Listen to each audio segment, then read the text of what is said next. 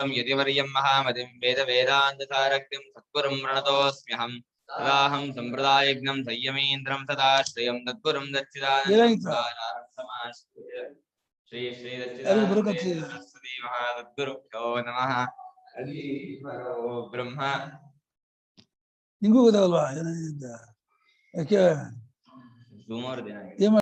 ಶ್ಲೋಕನ ವಿಸ್ತರೇಣಾತ್ಮನೋ ಯೋಗಂ ವಿಭೂತಿಂಚ ಜನಾರ್ದನ ವಿಸ್ತರೇಣಾತ್ಮನೋ ಯೋಗಂ ವಿಭೂತಿಂಚ ಜನಾರ್ದನ ಕಥಯ ತೃಪ್ತಿರ್ಹಿ ಷಣ್ಮತೋ ನಾಸ್ತಿ ಮೇ ಮೃತಂ ಭೂಯಃ ಕಥಯ ತೃಪ್ತಿರ್ಹಿ ಷಣ್ಮತೋ ನಾಸ್ತಿ ಮೇ ಮೃತಂ ಓದಿದ್ವಿ ಆಶ್ಚರ್ಯ ಆಗಿತ್ತು.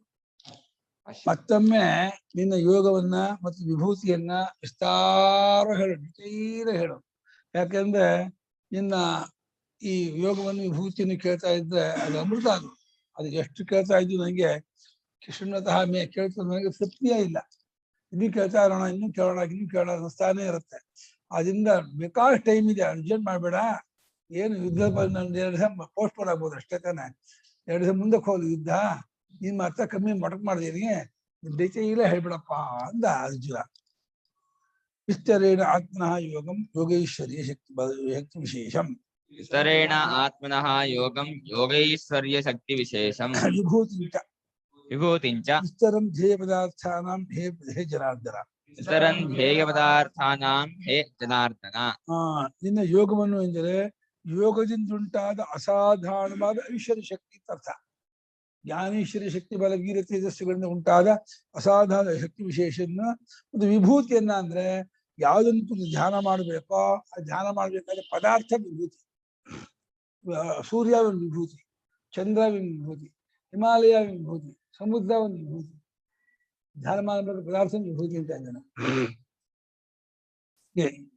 ಯೋಗ ಅಸಾಧಾರಣವಾದ ಐಶ್ವರ್ಯ ಶಕ್ತಿಯನ್ನು ಮತ್ತು ಧ್ಯಾನ ಮಾಡ್ತಕ್ಕ ಪದಾರ್ಥ ವಿಶೇಷವನ್ನು ವಿಭೂತಿ ಅಂದ್ರೆ ಪದಾರ್ಥ ಅಂತ ಆಗುತ್ತಾ? ಅಂದ್ರೆ ಪದಾರ್ಥ ಅಂತ ಆಗುತ್ತಾ? ಅಲ್ಲ, ಧ್ಯಾನ ಮಾಡಬೇಕಾದ ಪದಾರ್ಥದಲ್ಲಿರುವ ವಿಶೇಷತೆ ಅಂತ, ಯುನಿಕ್ನೆಸ್. ಯಾವ ಪದಾರ್ಥದಲ್ಲಿ ಏನನ್ನು ಧ್ಯಾನ ಮಾಡಬೇಕೋ ಆ ಪದಾರ್ಥವನ್ನು ಧ್ಯಾನ ಮಾಡಬೇಕಾದ ಗುಣವನ್ನು ಸೇರಿಸಿಡೋದು. ವೀರ ವಿಶೇಷವಾಗಿ ಭೂತಿನ ಇರುವಿಕೆ. ಅಲ್ಲ, ಇದು ಈ ಚಾಪ್ಟರ್ ಅಲ್ಲಿ ವಿಭೂತಿ ಯೋಗ ಅಂತಾರಲ್ವಾ? ಸೊ ಇಂಟೆನ್ಷನ್ ಇಸ್ ಎಲ್ಲಾ ವಸ್ತುವಲ್ಲೂ ದೇವರನ್ನ ನೋಡ್ಬೇಕು ಅನ್ನೋಗೆ. ಯುನಿಕ್ನೆಸ್, ಎಲ್ಲಾಗ್ಲೂ ಯುನಿಕ್ನೆಸ್, ವಿಶೇಷತೆ, ಎಕ್ಸ್ಟ್ರಾರ್ಡಿನರಿ ವಿಶೇಷತೆ ಎಂದ್ರೆ ಅಸಾಧಾರಣತೆ. ಅದು ಆದ್ರೆ ಅದ್ ಹೆಂಗೆ ಹೆಲ್ಪ್ ಆಗುತ್ತೆ ಗುರುಗಳೇ? ಉಪಾಸನ ಮಾಡೋದಕ್ಕೆ ಇದು ಮೇನ್ ಐಡಿಯಾ. ಮೆಡಿಟೇಷನ್ ಕಿಂತ ಒಂಥರ ಪೂಜೆಗೆ ಅನ್ನೋಗೆ ಅಲ್ವಾ? ಅಲ್ಲ, ಮನಸ್ಸಿನ ಪ್ರೇಮದಿಂದ ಅದು ಭಗವಂತನ ಕಂಡ್ಕೊಳ್ಳೋದೇ ಮೆಡಿಟೇಷನ್. ಆದಿತ್ಯನಲ್ಲಿ ಇರ್ತಕ್ಕಂತಹ ಜ್ಯೋತಿಷ್ ಇದೆಯಲ್ಲ, ಆ ಕಾಂತಿ ಬೆಳಕು ಜ್ಯೋತಿಷು, ಇದು ಪರಮಾತ್ಮನ ಒಂದು ವಿಶೇಷ ಶಕ್ತಿ ಆದಿತ್ಯನಲ್ಲಿ ತೋರ್ಕೊಳ್ತಾ ಇದೆ ಅಂತ ಅಲ್ಲಿ ಪ್ರೇಮದಿಂದ ಆ ಬೆಳಕಿನಲ್ಲೂ ಆ ಜ್ಯೋತಿಷನಲ್ಲೂ ಬ್ರಹ್ಮ ದೃಷ್ಟಿಯನ್ನು ಮಾಡೋದು, ಪರಮಾತ್ಮ ದೃಷ್ಟಿಯನ್ನು ಮಾಡೋದು. ಪರಮಾತ್ಮಂದು ಎಲ್ಲದೂ ಪರಮಾತ್ಮ ದೃಷ್ಟಿಯಲ್ಲಿ ಸೇರಿಸ್ಕೊಂಡು ಹೋಗ್ಬೇಕು. ಎಲ್ಲೆಲ್ಲಿ ಏನೇ ವಿಶೇಷತೆ ಇದೆಯೋ ನಿಮ್ಮಲ್ಲಿ ಇರ್ತಕ್ಕಂತಹ ಒಂದು ಆಸಕ್ತಿ ಏನಿದೆ, ಇದು ಪರಮಾತ್ಮನ ಒಂದು ವಿಭೂತಿ ಶಕ್ತಿ ಆಸಕ್ತಿಯನ್ನು ಕೊಟ್ಟಿದ್ದಾನೆ. ಭಗವಂತ ಅನುಪಮ ಅನ್ನೋದ್ರಲ್ಲಿ ಆಸಕ್ತಿಯನ್ನು ವಿಶೇಷ ಇದ್ದಾನೆ ಬಾಳೆ ಮಾಡೋದು. ಆ ಆಸಕ್ತಿಯ ವಿಶೇಷತೆಯನ್ನು ಅನುಪಮ ಅನ್ನಲ್ಲ, ಆ ಅನುಪಮ ಅನ್ನೋದ್ರಲ್ಲಿ ಭಗವಂತ ಆಸಕ್ತಿಯ ವಿಶೇಷ ರೂಪದಿಂದ ಅದು ತೋರ್ಕೊಳ್ತಾ ಇದ್ದಾನೆ ಬಾಳೆ ಮಾಡೋದು. ಅವಾಗ ನಿಮ್ಮ ಉಪಾಧಿಗಳು ಅನ್ಸೋಕ್ಕಾಗಲ್ಲ. ಅವಾಗ ಉಪಾಧಿಗಳನ್ನು ಬಿಟ್ಟು ಅದು ಭಗವಂತಂದು ನೋಡ್ಕೊಂಡು ಹೋಗ್ಬಿಟ್ರೆ ಉಪಾಧಿಯಲ್ಲಿ ಒಂದು ಅಟ್ಯಾಚ್ಮೆಂಟ್ ಇದೆಯಲ್ಲ ಅದು ಹೋಗ್ಬಿಡುತ್ತೆ. Unique existence, correct. ಅಸಾಧಾರಣವಾದಂತಹ ಒಂದು ಇರುವಿಕೆ.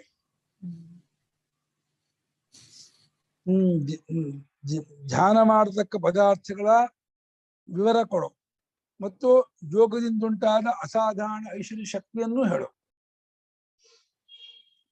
ಒಟ್ಟು ಭಗವಂತನಲ್ಲಿ ಅನೇಕ ಗುಣಗಳ ಗನಿ ಪರಮಾತ್ಮ, ಶಕ್ತಿ ವಿಶೇಷ ಗನಿ. ಯಾವ ಗುಣಗಳು ಎಲ್ಲೇ ತೋರ್ಕೊಳ್ತಾ ಇದೆ ಅಂತ. ಅದರಲ್ಲಿ ಎಲ್ಲಾ ಗುಣಗಳನ್ನು 6ರಲ್ಲಿ ಅಡ್ಕ ಮಾಡಬಹುದು.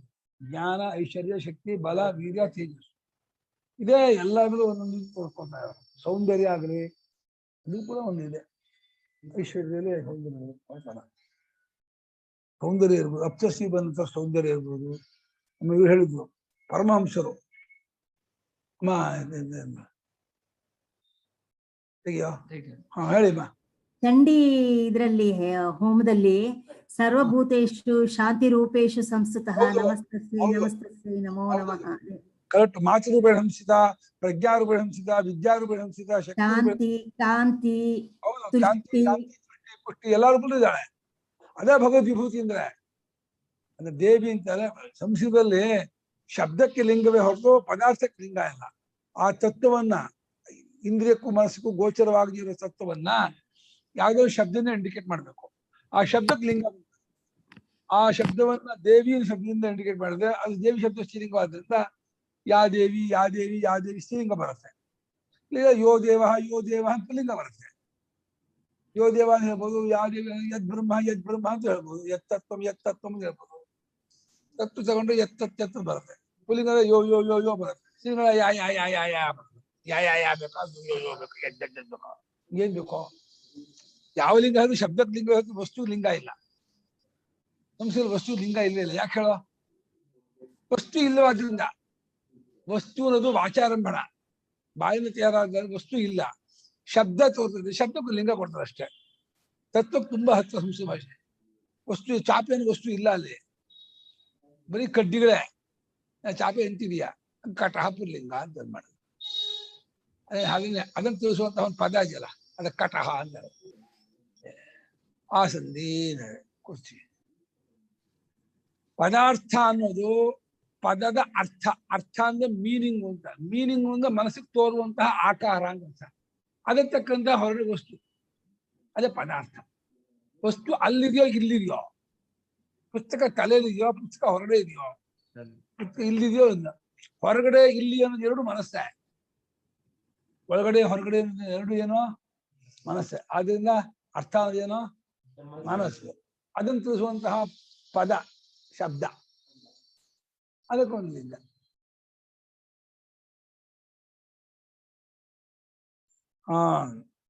ಜನಾರ್ದನ ಅಂತ. ಹೇ ಜನಾರ್ದನ ಅಂತ. ಜನಾರ್ದನ ಶಬ್ದಕ್ಕೆ ಅರ್ಥ ಏನು? ಅರ್ಧತೆ ಗತಿ ಕರ್ಮಣಃ ರೂಪಂ. ಅರ್ಧತೆ ಗತಿ ಕರ್ಮಣಃ ರೂಪಂ. ಹೋಗು ಎಂಬ ಅರ್ಥದ ಅರ್ಧ ಧಾತುವಿನಿಂದ ಬಂದಂತಹ ರೂಪ. ಅರ್ಧ ಗತೌ ಯಾಚನೇಚ. ಭಕ್ತರು ಅವನಿಂದ ಧರ್ಮಾರ್ಥ ಕಾಮ ಮೋಕ್ಷಗಳನ್ನು ಬಯಸ್ತಾರೆ. ಜ್ಞಾನಿಗಳು ಅವನಲ್ಲಿ ಹೋಗಿ ಸೇರ್ಕೊಳ್ತಾರೆ. ಯಾಚನಾ ಅಂದ್ರೆ ಬೇಡೋದು, ಗತಿಯಿಂದ ಹೋಗಿ ಸೇರೋದು. ಹೀಗೆ ಆ ಗತ್ಯರ್ಥವನ್ನು ಹೇಳುವ ಅರ್ಧ ಧಾತುವಿನಿಂದ ಜನಾರ್ದನ ಅನ್ನೋ ಪದ ಬಂದಿದೆ. ಹೋಗುವ ಅರ್ಥವನ್ನು ಹೇಳುತ್ತೆ. ಯಾವುದು? ಅರ್ಧನದು. ಅರ್ಧ ಗತವು, ಅರ್ಧತು. ಅರ್ಧ ಇತಿ ಸೀಳುತ್ತಾನೆ ಅರ್ಥ ಇದೆ. ದುಷ್ಟಾನ್ ಜನಾನ್ ಅರ್ಧಯತಿ ವಿನಾಶಯತಿ ಅರ್ಧ. ಅರ್ಧ ಗತವು ಯಾಚನೇಚ. ಭಕ್ತರು ತಮ್ಮ ಇಷ್ಟಾರ್ಥ ಕೇಳ್ಕೊತಾರಪ್ಪ.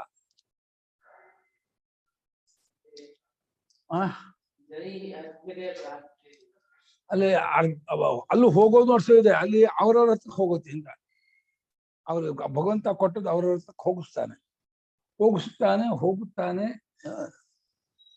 ಹೋಗೋದು ಅನ್ನೋ ಅರ್ಥವನ್ನುಳ್ಳ ಅರ್ಧ ಶಬ್ದದಿಂದ, ಅರ್ಧ ಎಂಬ ಧಾತುವಿನಿಂದ ಬಂದಂತಹ ರೂಪ ಜನಾನ್ ಅರ್ಧಯತಿ, ಜನೈ ಅರ್ಧತೆ. ಅದು ಜನಾರ್ದನ. ಬರೀತಾರೆ ಭಾಷಿಕಾರು. ಅಸುರಾಣ ದೇವ ಪ್ರತಿಪಕ್ಷ ಭೂತಾನ, ಅಸುರಾಣಾನ್ ದೇವ ಪ್ರತಿಪಕ್ಷ ಭೂತಾನ, ನರಕಾದಿ ಗಮಯಿತ್ವಾ ಜನಾರ್ದನಃ. ನರಕಾದಿ ಗಮಯತಿರ್ತ್ವಾ ಜನಾರ್ದನಃ. ಅಸುರರು ಯಾರೋ? ದೇವ ಪ್ರತಿಪಕ್ಷ ಭೂತ. ಪ್ರತಿಪಕ್ಷ ಏನೇನೋ ಎನಿಮಿ, ಎಗನೆಸ್ಟ್ ಆಗಿರ್ತಕ್ಕವರು, ದೇವತೆಗಳಿಗೆ ಎದುರಾಳಾಗಿರ್ತಕ್ಕವರಾಗಿರುವ ಅಸುರ ಜನರನ್ನ ನರಕವೇ ಮುಂತಾದ ನರಕ ಕಳಿಸೋದು, ಪಶುಪಕ್ಷಿ ಪ್ರಾಣಿ ಜನ್ಮ ಕಳಿಸೋದು, ಸಾವಿರಾಂತ ಅಧೋಗತಿ ಕಳಿಸೋದು ಅನ್ನೋದೇ ಮುಂತಾದ ಒಂದು ವ್ಯಾಪಾರವನ್ನು ಮಾಡುತ್ತಾನೆ. ಕರ್ಮನಿಮಿತ್ತವಾಗಿ ಮಾಡುತ್ತಾನೆ. ಅದು ಆರೋಪಿತ ಕರ್ಸತ್ವ. ಅವನು ಯಾರನ್ನು ಕರ್ಕೊಂಡು ಹೋಗಲ್ಲ. ತಾತ ಮೊಮ್ಮಗನ ಕೈ ಕರ್ಕೊಂಡು ಹೋಗುವಾಗೆ ಪರಮಾತ್ಮ ಪಾಪಿನ ಕರ್ಕೊಂಡು ಕೂರಿಸಲ್ಲ. ಆ ಪಾಪಕರ್ಮವು ಪರಮಾತ್ಮನ ಚೈತನ್ಯದ ಮುಂದೆ ಆ ರೀತಿ ವ್ಯಾಪಾರ ಮಾಡೋದನ್ನೇ ಪರಮಾತ್ಮ ಮಾಡಿಸ್ತಾನೆ ಅಂತ ಆರೋಪಿತ ಕರ್ಸತ್ವ. ಆಕಾಶ ಹಕ್ಕಿಗಳನ್ನು ಹಾರಿಸತ್ತೆ ಅಂತಂದ್ರೆ ಆಕಾಶಕ್ಕೆ ಹಾರಿಸೋದು ಆರೋಪಿತ ಕರ್ಸತ್ವ. ಆಕಾಶ ಇರೋದ್ರಿಂದಲೇ ಹಕ್ಕಿಗಳು ಹಾರೋದು. ಅವಕಾಶ ಇದೆ, ಹಕ್ಕಿಗೆ ಹಾರಕ್ಕಾಗಲ್ಲ. ಅದು ಆಕಾಶಗಳು ಹಕ್ಕಿಯನ್ನು ಹಾರಿಸುತ್ತಿವೆ. ಏನ್ ಮಾಡ್ತವೆ ಆಕಾಶ? ಹಾಗೆ ಪರಮಾತ್ಮ ಜನರನ್ನ ಅಂದ್ರೆ ಅಸುರರನ್ನ ನರಕಾದಿಗಳಿಗೆ ಕಳಿಸ್ತಾನೆ ಅಂದ್ರೆ ಪರಮಾತ್ಮನ ಅರಿವಿಗೆ ವಿಷಯವಾಗಿ ಆಯಾಯ ಜೀವರು ಆಯಾಯ ಕರ್ಮಫಲವನ್ನು ಪಡ್ಕೊಳ್ತಾರೆ. ಅದನ್ನೇ ಪರಮಾತ್ಮ ಕರ್ಮಫಲವನ್ನು ಕೊಡ್ತಾನೆ ಅಂತ ಹೇಳಿದ್ರು. ಬರೀ ಅಸುರ ಮಾತ್ರ ಅಲ್ಲ, ಪುಣ್ಯಾತ್ಮರನ್ನು ದೇವಲೋಕ ಕಳಿಸೋದು ಇವನೇ.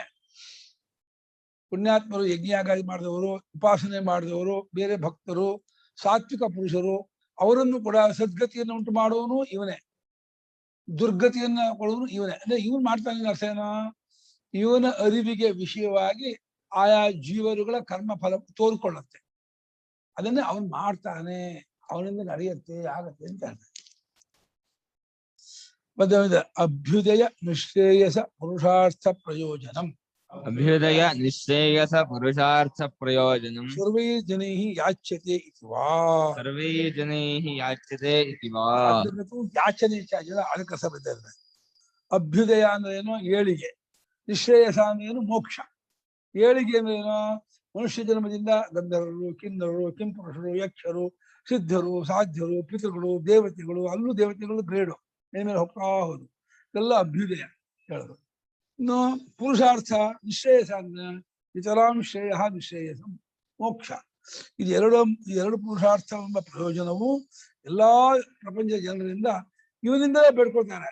ಪರಮಾತ್ಮ ನಿನ್ನ ಅನುಗ್ರಹದಿಂದ ನಿನಗೆ ತತ್ವಜ್ಞಾನವಾಗಲಪ್ಪ, ನಿನಗೆ ನಿನ್ನ ಸ್ವರೂಪ ಗೊತ್ತಾಗುವಂತಾಗ್ಲಿ ಅಂತ ಮುಮುಕ್ಷರು ಹೇಳ್ತಾರೆ. ಭಕ್ತರು ಪರಮಾತ್ಮ ನನಗೆ ಮಕ್ಕಳು ಕೊಡು, ಐಶ್ವರ್ಯ ಕೊಡು, ಆರೋಗ್ಯ ಕೊಡು, ಸ್ವರ್ಗ ಕೊಡು, ನೀನು ಅಧಿಕಾರ ಕೊಡು, ಅದನ್ನು ಕೇಳ್ಕೊತಾರೆ. ಯಾರ್ಯಾರ ಸಂಸ್ಕಾರ ಏನೇನಿದೆಯೋ ಆಯಾ ಸಂಸ್ಕಾರಕ್ಕಾಗಿ ಅವರವರು ಆಯಾ ಪುಣ್ಯಕರ್ಮದಿಂದ ಪರಮಾತ್ಮ ಗತಿಯನ್ನು ಕೇಳ್ಕೊಳ್ತಾರೆ. ಅದನ್ನು ಅವ್ರಿಗೆ ಉಂಟು ಮಾಡ್ಕೊಡ್ತಾರೆ. ಅಂದ್ರೆ ಉಂಟು ಮಾಡ್ಕೊಡ್ತಾರೆ ಅಂದ್ರೆ ಆ ಕರ್ಮ ನಿಮಿತ್ತವಾಗಿ ಆ ಫಲ ತೋರ್ಕೊಳ್ತಾರೆ. ಅದನ್ನೇ ಪರಮಾತ್ಮ ಇವರಿಂದ ಬೇಡಲ್ಪಡುತ್ತಾನೆ ಅಂತ ಹೇಳಿಸ್ಕೊಂಡಿದ್ದಾನೆ. ಭಕ್ತರಿಂದ ಅಭ್ಯುದಯ ನಿಶ್ರೇಯಸವೆಂಬ ಫಲವು ಭಗವಂತನಿಂದ ಬೇಡಲ್ಪಡುತ್ತದೆ. ಆದ್ದರಿಂದ ಭಗವಂತನು ಜನಾರ್ದನನು. ಅರ್ಧ್ಯತೆ ಯಾಚ್ಯತೆ, ಅರ್ಧ್ಯತೆ ಗಮ್ಯತೆ, ಅರ್ಧಯತಿ ಗಮಯತಿ ಗಚ್ಚತಿ. ಭೂಯಃ ಪೂರ್ವಂ ಉಕ್ತಮಪಿ ಕಥಯ. ಭೂಯಃ ಪೂರ್ವಮುಕ್ತಮಪಿ ಕಥಯ. ಭೂಯ ಕಥೆಯ ಅಂತ ಉತ್ತರಾರ್ಧ. ಭೂಯ ಏನೋ ಮತ್ತೆ ಅಂತ, ಅಗೈನ್ ಅಂತ. ಮತ್ತೆ ಏನೋ ಒಂದ್ಸಲ ಹೇಳಿರ್ಬೇಕಲ್ಲ. ಹೌದು, ಹಿಂದಿನ 7-9 ಅಧ್ಯಾಯದಲ್ಲಿ ಬ್ರೀಫ್ ಆಗಿ ಹೇಳಿದ್ರು ಕೂಡ ಇನ್ನೊಮ್ಮೆ ಈಗ ನೀನು ಡೀಟೈಲ್ ಹೇಳು, ವಿಸ್ತಾರ ಹೇಳು, ಮತ್ತೊಮ್ಮೆ ಹೇಳು. ಪೂರ್ವಂ ಉಕ್ತಮಪಿ ಕಥೆಯ, ಹಿಂದೆ ಹೇಳಿದ್ರು ಕೂಡ ಹೇಳು. ಯಾಕಂದ್ರೆ ತೃಪ್ತಿ ಪರಿತೋಷ ಹಿ ಯಸ್ಮಾನ್ ನಾಸ್ತಿ ಮೇ. ಪರಿತೋಷಃ ಹಿ ಯಸ್ಮಾನ್ ನಾಸ್ತಿ ಮೇ. ಮಮ ಶೃಣ್ವತಃ ಮಮ ಶೃಣ್ವತಃ ತ್ವನ್ಮುಖ ನಿಸ್ಸೃತ ವಾಕ್ಯಾಮೃತಂ. ತನ್ಮುಖ ನಿಸ್ಸೃತ ವಾಕ್ಯಾಮೃತಂ. ಇನ್ನ ಮುಖಾರವಿಂದದಿಂದ, ಅರವಿಂದ ಮುಖವೆಂಬ ಕಮಲದಿಂದ ಹರಿದು ಬರುತ್ತಿರುವಂತಹ ಆ ವಾಕ್ಯವೆಂಬ ಅಮೃತ, ಪದಗಳೆಂಬ ಅಮೃತ, ಅದನ್ನು ಕೇಳ್ತಾ ಕೇಳ್ತಾ ಕಿವಿಯಿಂದ ತುಂಬ್ಕೊಳ್ತಾ ಇದ್ರು. ಎಷ್ಟು ತುಂಬಿಕೊಂಡ್ರು ಇನ್ನೂ ಬೇಕು, ಇನ್ನೂ ಬೇಕು, ಇನ್ನೂ ಬೇಕು ನಂಗೆ ಅನಿಸ್ತಾ ಇದೆ. ಅಷ್ಟು ಅಪ್ಯಾಯಮಾನಕರವಾಗಿದೆ ನಿನ್ನ ವಾಕ್ಯ, ನಿನ್ನ ಮಾತು. ಎಷ್ಟು ಮುದ್ದಾಗಿ ಹೇಳ್ತೀಯ, ಎಷ್ಟು ಸುಂದರವಾಗಿ ಹೇಳ್ತೀಯ, ಎಷ್ಟು ಪ್ರೇಮದಿಂದ ಹೇಳ್ತೀಯ, ಎಷ್ಟು ಆಳವಾಗಿ ಹೇಳ್ತೀಯ. ನಿನ್ನಾಗೆ ಹೇಳುವ ಪರಮಾತ್ಮ ಜಗತ್ತಲ್ಲಿ ಸಿಗೋಲ್ಲ. ನಿನ್ನ ಅನನ್ಯ ಪ್ರೋಕ್ತೆ ಗತಿರತ್ರ ನಾಸ್ತಿ. ಅನನ್ಯನಾದ ಆಚಾರ್ಯ, ಎಂಥ ಪ್ರೇಮದ ಆಚಾರ್ಯ, ಪ್ರೇಮದ ಸಾಕಾರ ಮೂರ್ತಿ ಕೃಷ್ಣ. ಅಂದ್ರೆ ಜಗತ್ತಿನ ಸಮಸ್ತ ಪ್ರೇಮದ ಸಾಕಾರ ಮೂರ್ತಿಯ ಕೃಷ್ಣ, ಆನಂದ ಮೂರ್ತಿಯ ಕೃಷ್ಣ. ಅಂತಹ ಪ್ರೇಮ ಸಾಕಾರ ಮೂರ್ತಿಯಾದ ಪರಮಾತ್ಮ ಏಕಾತ್ಮತೆಯಿಂದ, ಅನನ್ಯತೆಯಿಂದ, ಬಹಳ ತಾತ್ಪರ್ಯದಿಂದ ನಮಗೆ ಹೇಳ್ತಿದ್ದಾನೆ ಅಂತಂದ್ರೆ ಅದು ಹೆಂಗ್ ಬರುತ್ತೆ ಅವನ ಮುಖದಿಂದ. ಆ ಪದಗಳು, ಆ ವಾಕ್ಯಗಳು, ಆ ವಿಷಯಗಳು ಪುಂಖಾನುಪುಂಖ ಬರುತ್ತೆ. ಲೋಕದ ಸಾಮಾನ್ಯ ಎಷ್ಟೋ ಜನ ನಮ್ಮ ಮತ್ತು ಕೃಷ್ಣಮೂರ್ತಿ ಅಂತವರು ಎಷ್ಟು ಚೆನ್ನಾಗಿ ಹೇಳ್ತಾರೆ, ಇವು ಎಷ್ಟು ಸುಂದರವಾಗಿದೆ ನಾವು ಅಂತೀವಿ. ಅವ್ರು ಮಾತಾಡ್ತಾ ಇದ್ದಾರೆ. ಇನ್ನು ಭಗವಂತ ಮಾತಾಡಿದ್ರೆ ಹೆಂಗೆ ಆಗ್ಬೇಡ. ಇದೆಲ್ಲ ಭಗವಂತನಿಂದಲೇ ಬಂದಂತ ಕಿಂಚಿತ್ ಗುಣಗಳು. ಬಾರಿ ಅಟಲ್ ಬಿಹಾರಿ ವಾಜಪೇಯಿ ಬಹಳ ಚೆನ್ನಾಗಿ ಪ್ರವಚನ ಮಾಡ್ತಾರೆ. ಮೋದಿಜಿ ಪ್ರವಚನ ಚೆನ್ನಾಗಿದೆ, ಗಾಂಧೀಜಿ ಪ್ರವಚನ ತುಂಬಾ ಚೆನ್ನಾಗಿತ್ತು. ಇಂಥ ಬಾರಿ ಹೋಳ್ತಾರೆ. ಅವ್ರು ಮಹಾವಾಗ್ಮಿಗಳು ಮಾತಾಡ್ತಾರೆ. ಅವರಿಗೆಲ್ಲ ಯಾವುದೋ ಭಗವಂತನ ಒಂದು ಕೋಟಿ ಒಂದು ತಿಳದಷ್ಟು ಅಂಶ ಬಂದಿರತ್ತೆ. ಅದೇ ಇಡೀ ಜಗತ್ತಿನ ಜನರೆಲ್ಲ ಮರಳು ಮಾಡುತ್ತೆ. ಸಾಕ್ಷಾತ್ ಭಗವಂತನೇ ಹೇಳ್ಬಿಟ್ಟಾದ್ರೆ ಅಪ್ಪ, ಅದನ್ನು ಕೇಳೋದಕ್ಕೆ ಏನು ಯಾವ ಪುಣ್ಯ ಮಾಡಿದಾನೋ ಅರ್ಜುನ ಗೊತ್ತಿಲ್ಲ. ಅದ್ ಹೆಂಗೆ ಆ ಪಿಯರ್ಸ್ ಆಗ್ಬಿಡ್ತದೆ, ಹೋಗಿ ಹೃದಯಕ್ಕೆ ನಾಟಿ ಬಿಡ್ತದೆ, ಚುಚ್ಚಿ ಬಿಡುತ್ತೆ ಅದು ಹೋಗಿ. ಇಂಥ ವಾಕ್ಯ ಅದು. ನಿನ್ನ ಮುಖದಿಂದ ನಿಸೃತ ಹರಿದು ಬರುತ್ತಿರುವ ವಾಕ್ಯವೆಂಬ ಅಮೃತವನ್ನ ಕೇಳುತ್ತಿರುವಂತಹ ನನಗೆ ಪರಮಾತ್ಮ ತೃಪ್ತಿನೇ ಇಲ್ಲ, ಸಾಕು ಅಂತ ಅನಿಸ್ತಾ ಇಲ್ಲ. ಯುದ್ಧವೇ ಬೇಡ ನೀನು ಹೇಳ್ತಾನೆ ಇರೋ, ನಾನು ಕೇಳ್ತಾನೆ ಇರ್ತೀನಿ. ನಾನು 360 days 24 hours ಹೇಳ್ತಾ ಇರೋ, ನಾನು ಕೇಳ್ತಾ ಇರ್ತೀನಿ, ಏನು ಬೇಡ ಅಂತಾನೆ ಅವನು. ಕಳ್ಳ ಮಗ ಯುದ್ಧ ಮಾಡಕ್ ಬೇಜಾರ, ಕೇಳ್ದೆ ಏನ್ ಮಾಡ್ತಾನೆಪ್ಪ, ಪರಮಾತ್ಮ ಬೇಗ ಮುಗಿಸ್ಬಿಟ್ಟು ಯುದ್ಧಕ್ಕೆ ಹತ್ತಿಸ್ಬೇಕು ಅಂತ ಅವನಂತಿದ್ದಾನೆ. ಇವನು ನೀ ಹೇಳ್ತಾ ಇರೋ, ನೀನ್ ಕೇಳ್ತಾ ಇರ್ತೀನಿ ಅಂತಾನೆ. ಪರವಾಗಿಲ್ಲ, ಎಂತ ಪ್ಲಾನ್ ಇವನು. ಹಂಗ ಅಷ್ಟೊತ್ತಲ್ಲಿ 1-2 ದಿವಸ ಗುರುಗಳನ್ನ ಹೊಡೆಯೋದು ತಪ್ಪತ್ತಲ್ಲ ಅಂತ, ಗುರುಗಳನ್ನ ಅಜ್ಜನನ್ನ ಪೋಸ್ಟ್ ಆಗುತ್ತೆ ಹೊಡೆಯೋದು ಅಂತ. ಭಗವಂತ ಬಿಡ್ತಾನೆ, ಕರ್ಕೊಂಡ್ ಬಂದಿರೋದೇ ಬಡಿಸ್ಬೇಕು ಅಂತ.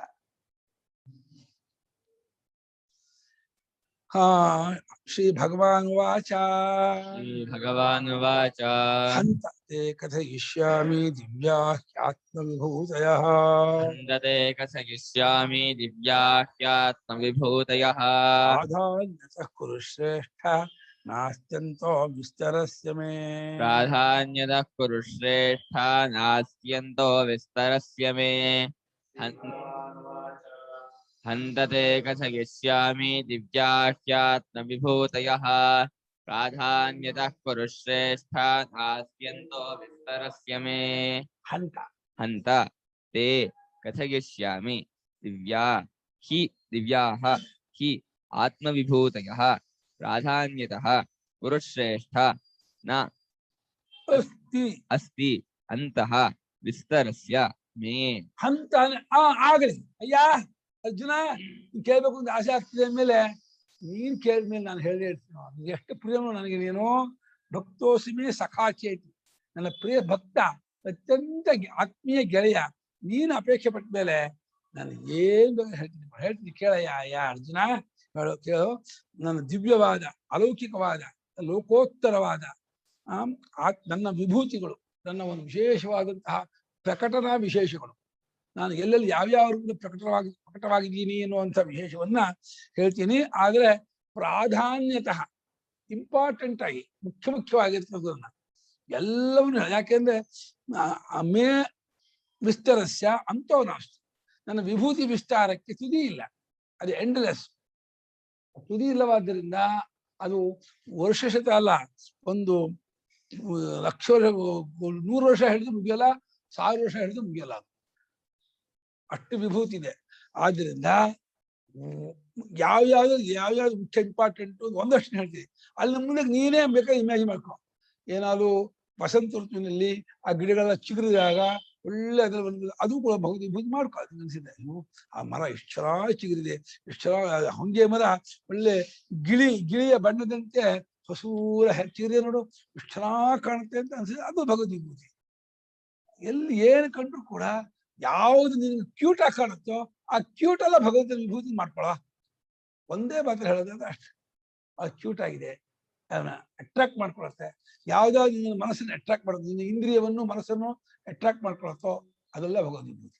ಯಾವುದು ಕ್ಯೂಟ್ ಆಗಿದೆಯೋ ವಿಶೇಷವಾಗಿ ಕಂಡು ನೋಡ್ತೀಯಲ್ಲ, ಅದೆಲ್ಲ ಭಗವದ್ ವಿಭೂತಿ ಇದ್ದಾಗ ಹಾಗೆ ಮಾಡ್ಸತ್ತೆ, ಅದು ಎಳ್ಬಿಡುತ್ತೆ.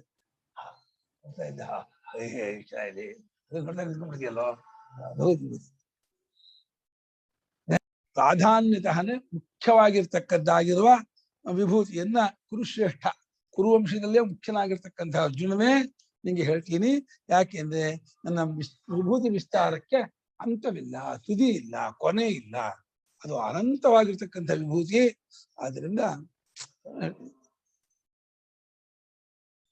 ಹಂತ ಇದಾನೀಂತೆ ತುಭ್ಯಂ ದಿವ್ಯಭವಾಃ ಆತ್ಮವಿಭೂತಯಃ ಆತ್ಮನೋ ಮಮ ವಿಭೂತಯಃ ಯಾಃ ತಾಃ ಕಥಯಿಷ್ಯಾಮಿ ಇತ್ಯೇತದ್. ಹಂತ ಇದಾನೀಂತೆ ತುಭ್ಯಂ ದಿವ್ಯಭವಾಃ ಆತ್ಮವಿಭೂತಯಃ ಆತ್ಮನೋ ಮಮ ವಿಭೂತಯಃ ಯಾಃ ತಾಃ ಕಥಯಿಷ್ಯಾಮಿ ಇತ್ಯೇತದ್. ಹಂತ ಆಗದೆ ಹಂತತೆ ಕಥಯಿಷ್ಯಾಮಿ ಇದು ಬರದ ಹಂತತ ಇದಂ ಪ್ರವಕ್ಷ್ಯಾಮಿ ಕಥದಲ್ಲೂ ಬರುತ್ತೆ. ಯಮ ಹೇಳುವಾಗ ಅನಿಸಿಕೆ ಹಂತತ ಇದಂ ಕವಿಷ್ಯಾಮಿ, ಹಂತತ ಇದಂ ಪ್ರವಕ್ಷ್ಯಾಮಿ ಗುಹ್ಯಂ ಬ್ರಹ್ಮ ಸನಾತನಂ ಯಥಾಚ ಮರಣಂ ಪ್ರಾಪ್ತ ಆತ್ಮ ಭವತಿ ಗೌತಮ ಕಾಲೆ. ಹಂತ ಶಬ್ದಕ್ಕರ್ಥ ಅಲಾಸ್ ಅಂತ ಇಂಗ್ಲೀಷಲ್ಲಿ ಅದು ಅರ್ಥ ಬರುತ್ತೆ, ಅಯ್ಯೋ ಅರ್ಥ ಬರುತ್ತೆ. ಆಮೇಲೆ ಅಪ್ಪ ಅರ್ಥ ಇದೆ, ಅಯ್ಯ ಅರ್ಥ ಇದೆ. ಹಂತ ಹಂತ ವಂಡರ್ಫುಲ್.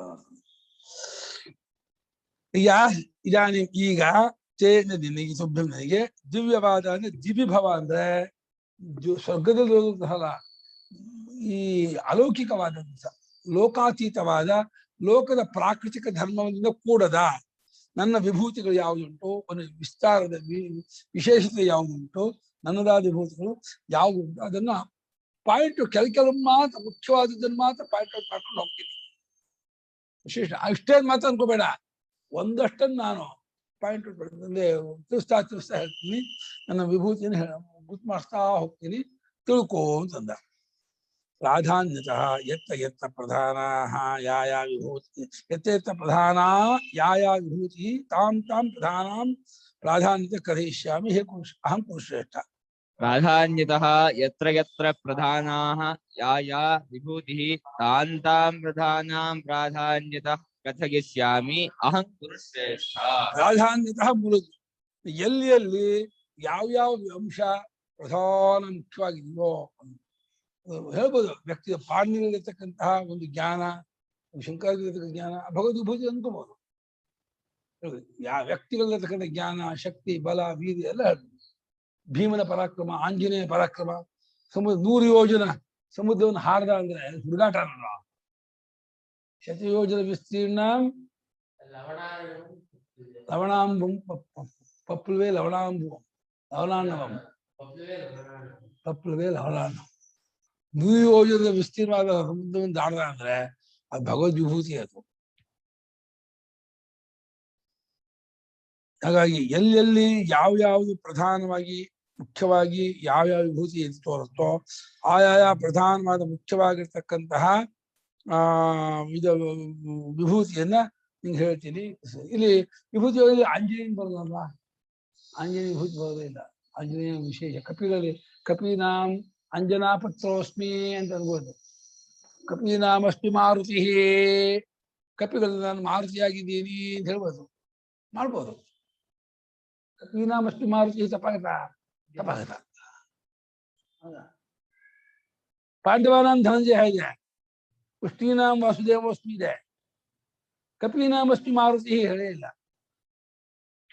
ಪ್ರಹ್ಲಾದಶ್ಚಾಸ್ಮಿ ದೀತ್ಯ ಹೇಳಿದ್ದಾನೆ. ಏನೋ ಆಂಜನೇಯ ಜ್ಞಾಪಕ ಆಗಿಲ್ಲ ಪರಮಾತ್ಮನಿಗೆ, ಪಾಪ ಅಲ್ಲೇ ಮೇಲೆ ಇದ್ದಾನೆ, ಹೇಳ್ತಾನೋ ಅಂತ ಆಂಜನೇಯ ಕಾಯ್ತಾ ಇದ್ದ, ಹೇಳೇ ಇಲ್ಲ ಪಾಪ. ಇಟ್ಕೋಬಹುದು ನಾವು. ಬರೀ ಆಂಜನೇಯಲ್ಲಿ ಬರೀ ಶಕ್ತಿ ಒಂದೇ ಅಲ್ಲ, ಆಂಜನೇಯದಕ್ಕಂತ ಗುರುಭಕ್ತ ಸ್ವಾಮಿ ನಿಷ್ಠೆ ಇದೆಯಲ್ಲ, ಆ ರಾಮನ ಮೇಲೆ ಸ್ವಾಮಿ ನಿಷ್ಠೆಯ ಒಂದು ಅವನಲ್ಲಿರ್ತಕ್ಕಂಥ ಆ ಪ್ರೇಮ, ಆಮೇಲೆ ಅವನಲ್ಲಿರ್ತಕ್ಕಂಥ ಸತ್ಯತೆ, ಅವನಲ್ಲಿರ್ತಕ್ಕಂಥ ಸರಳತೆ. ಅವನು ಸೀತಾದೇವಿಗೆ ಆ ರಾಮನ ಉಂಗುರ ಕೊಡ್ಬೇಕಾದಾಗ ಯೋಚನೆ ಮಾಡ್ದ, ನನ್ ಕೈ ಮೇಲಾಗ್ಬಿಟ್ರೆ ಚೆನ್ನಾಗಿರಲ್ಲ, ಆಕೆ ಅಮ್ಮ ಜಗದಂಬೆ, ಅವಳ ಮೇಲೆ ನನ್ ಕೈ ಬಂದ್ರೆ ತಪ್ಪಾಗತ್ತೆ, ಅಮ್ಮ ನೀ ತಗೊಳ್ಳಿ ಅಂತ ಹೇಳಿ ಹೀಗಿಟ್ಟ. ನಿಮ್ ಕೈ ಮೇಲಾಗ್ಲಿ, ನನ್ ಕೈ ಕೆಳಗೆ, ನಾನ್ ದಾಸ, ನಾನ್ ಕೆಳಗಿದ್ದೀನಿ, ನೀ ತಗೊಳ್ಳಿದ್ ಹೀಗೆ ಕೈ ತೋರಿಸ್ದ. ಇದು ರಾಮನ ಅಂಗುಲಿಯಕ ತಗೊಳ್ಳಿದ್ ಹೀಗೆ ಕೈ ಇಟ್ಟು ನೀ ತಗೊಳ್ಳಿದ್ದ. ಅಯ್ಯೋ ನನ್ ಕೈ ನಿಮ್ಗಿಂತ ನಿಮ್ ಕೈಗಿಂತ ಮೇಲಾಗೋದುಂಟೆ, ತಪ್ಪು, ನಾನು ನಿಮ್ಮ ಪಾದದ ಧೂಳಿಗೆ ಸಮಾನ ಅಲ್ಲ ನಾನು ಅಂತಾನೆ. ಯಾರತ್ರ? ಸೀತೆ ಅಂತ. ರಾಮನ ಹಾಗಿರ್ಬೇಡ. ಎಷ್ಟು ಭಕ್ತಿ ಅವನಿಗೆ, ರಾಮನ ಮೇಲೆ ಸೀತೆ ಮೇಲೆ 8 ಭಕ್ತಿ. ಎಂಥ ಸ್ವಾಮಿ ನಿಷ್ಠೆ, ಎಂಥ ಸರಳ ವ್ಯಕ್ತಿ, ಎಂಥ ರುಜುತ್ವ. ಅಲಘೂಕೃತ ಮಗ್ರಸ್ಥ ಮನಿರಸ್ಥ ಮಸಂಕುಲಂ ಇದು ಹೇಳಿದೆಯಲ್ಲ ಇದರಲ್ಲಿ ಮಹಾಭಾರತದ. ಹಾಗೆ ರಾಮನ ಹತ್ರ ಫಸ್ಟ್ ಟೈಮ್ ಮಾತಾಡ್ಬೇಕಾದ್ರೆ ರಾಮ ಹಾಗೆ ಹೇಳ್ತಾನೆ, ನೋಡು ಲಕ್ಷ್ಮಣ, ಇವನು ವ್ಯಾಕರಣ ಓದಿದವರು ಹೀಗೆ, ಅಂದ್ರೆ ವ್ಯಾಕರಣ ಓದ್ದೇ ಇದ್ದವನಿಗೆ ಈ ರೀತಿ ಮಾತಾಡಕ್ಕಾಗಲ್ಲ, ಮೀಮಾಂಸಾ ಓದ್ದೇ ಇದ್ದವನಿಗೆ ಆಗಲ್ಲ, ನ್ಯಾಯಶಾಸ್ತ್ರ ಓದ್ದೇ ಇದ್ದವನಿಗೆ ಸಮಸ್ತ ಶಾಸ್ತ್ರಗಳು ಪ್ರವೀಣನಾಗಿದ್ದಾನೆ ಇವನು, ಎಷ್ಟು ಚೆನ್ನಾಗಿ ಮಾತಾಡ್ತಾ ಇದ್ದಾನೆ ನೋಡು ಅಂತ ರಾಮ ಲಕ್ಷ್ಮಣ ಅಂತ ಆಂಜನೇಯ ಮಾತು ಕೇಳಿದ್ರು.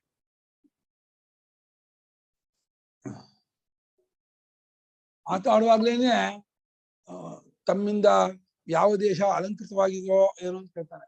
ಯಾವ ದೇಶ ತಮ್ಮಿಂದ ಅಲಂಕೃತವಾಗಿದೆ? ತಮ್ಮ ವಿರಹವನ್ನು ಯಾವ ದೇಶ ಅನುಭವಿಸ್ತಾ ಇದೆಯೋ, ವಿರಹ ದುಃಖವನ್ನ ಯಾವ ದೇಶದವರು ಅನುಭವಿಸ್ತಾ ಇದ್ದಾರೋ ಏನು ಅಂತಾರೆ.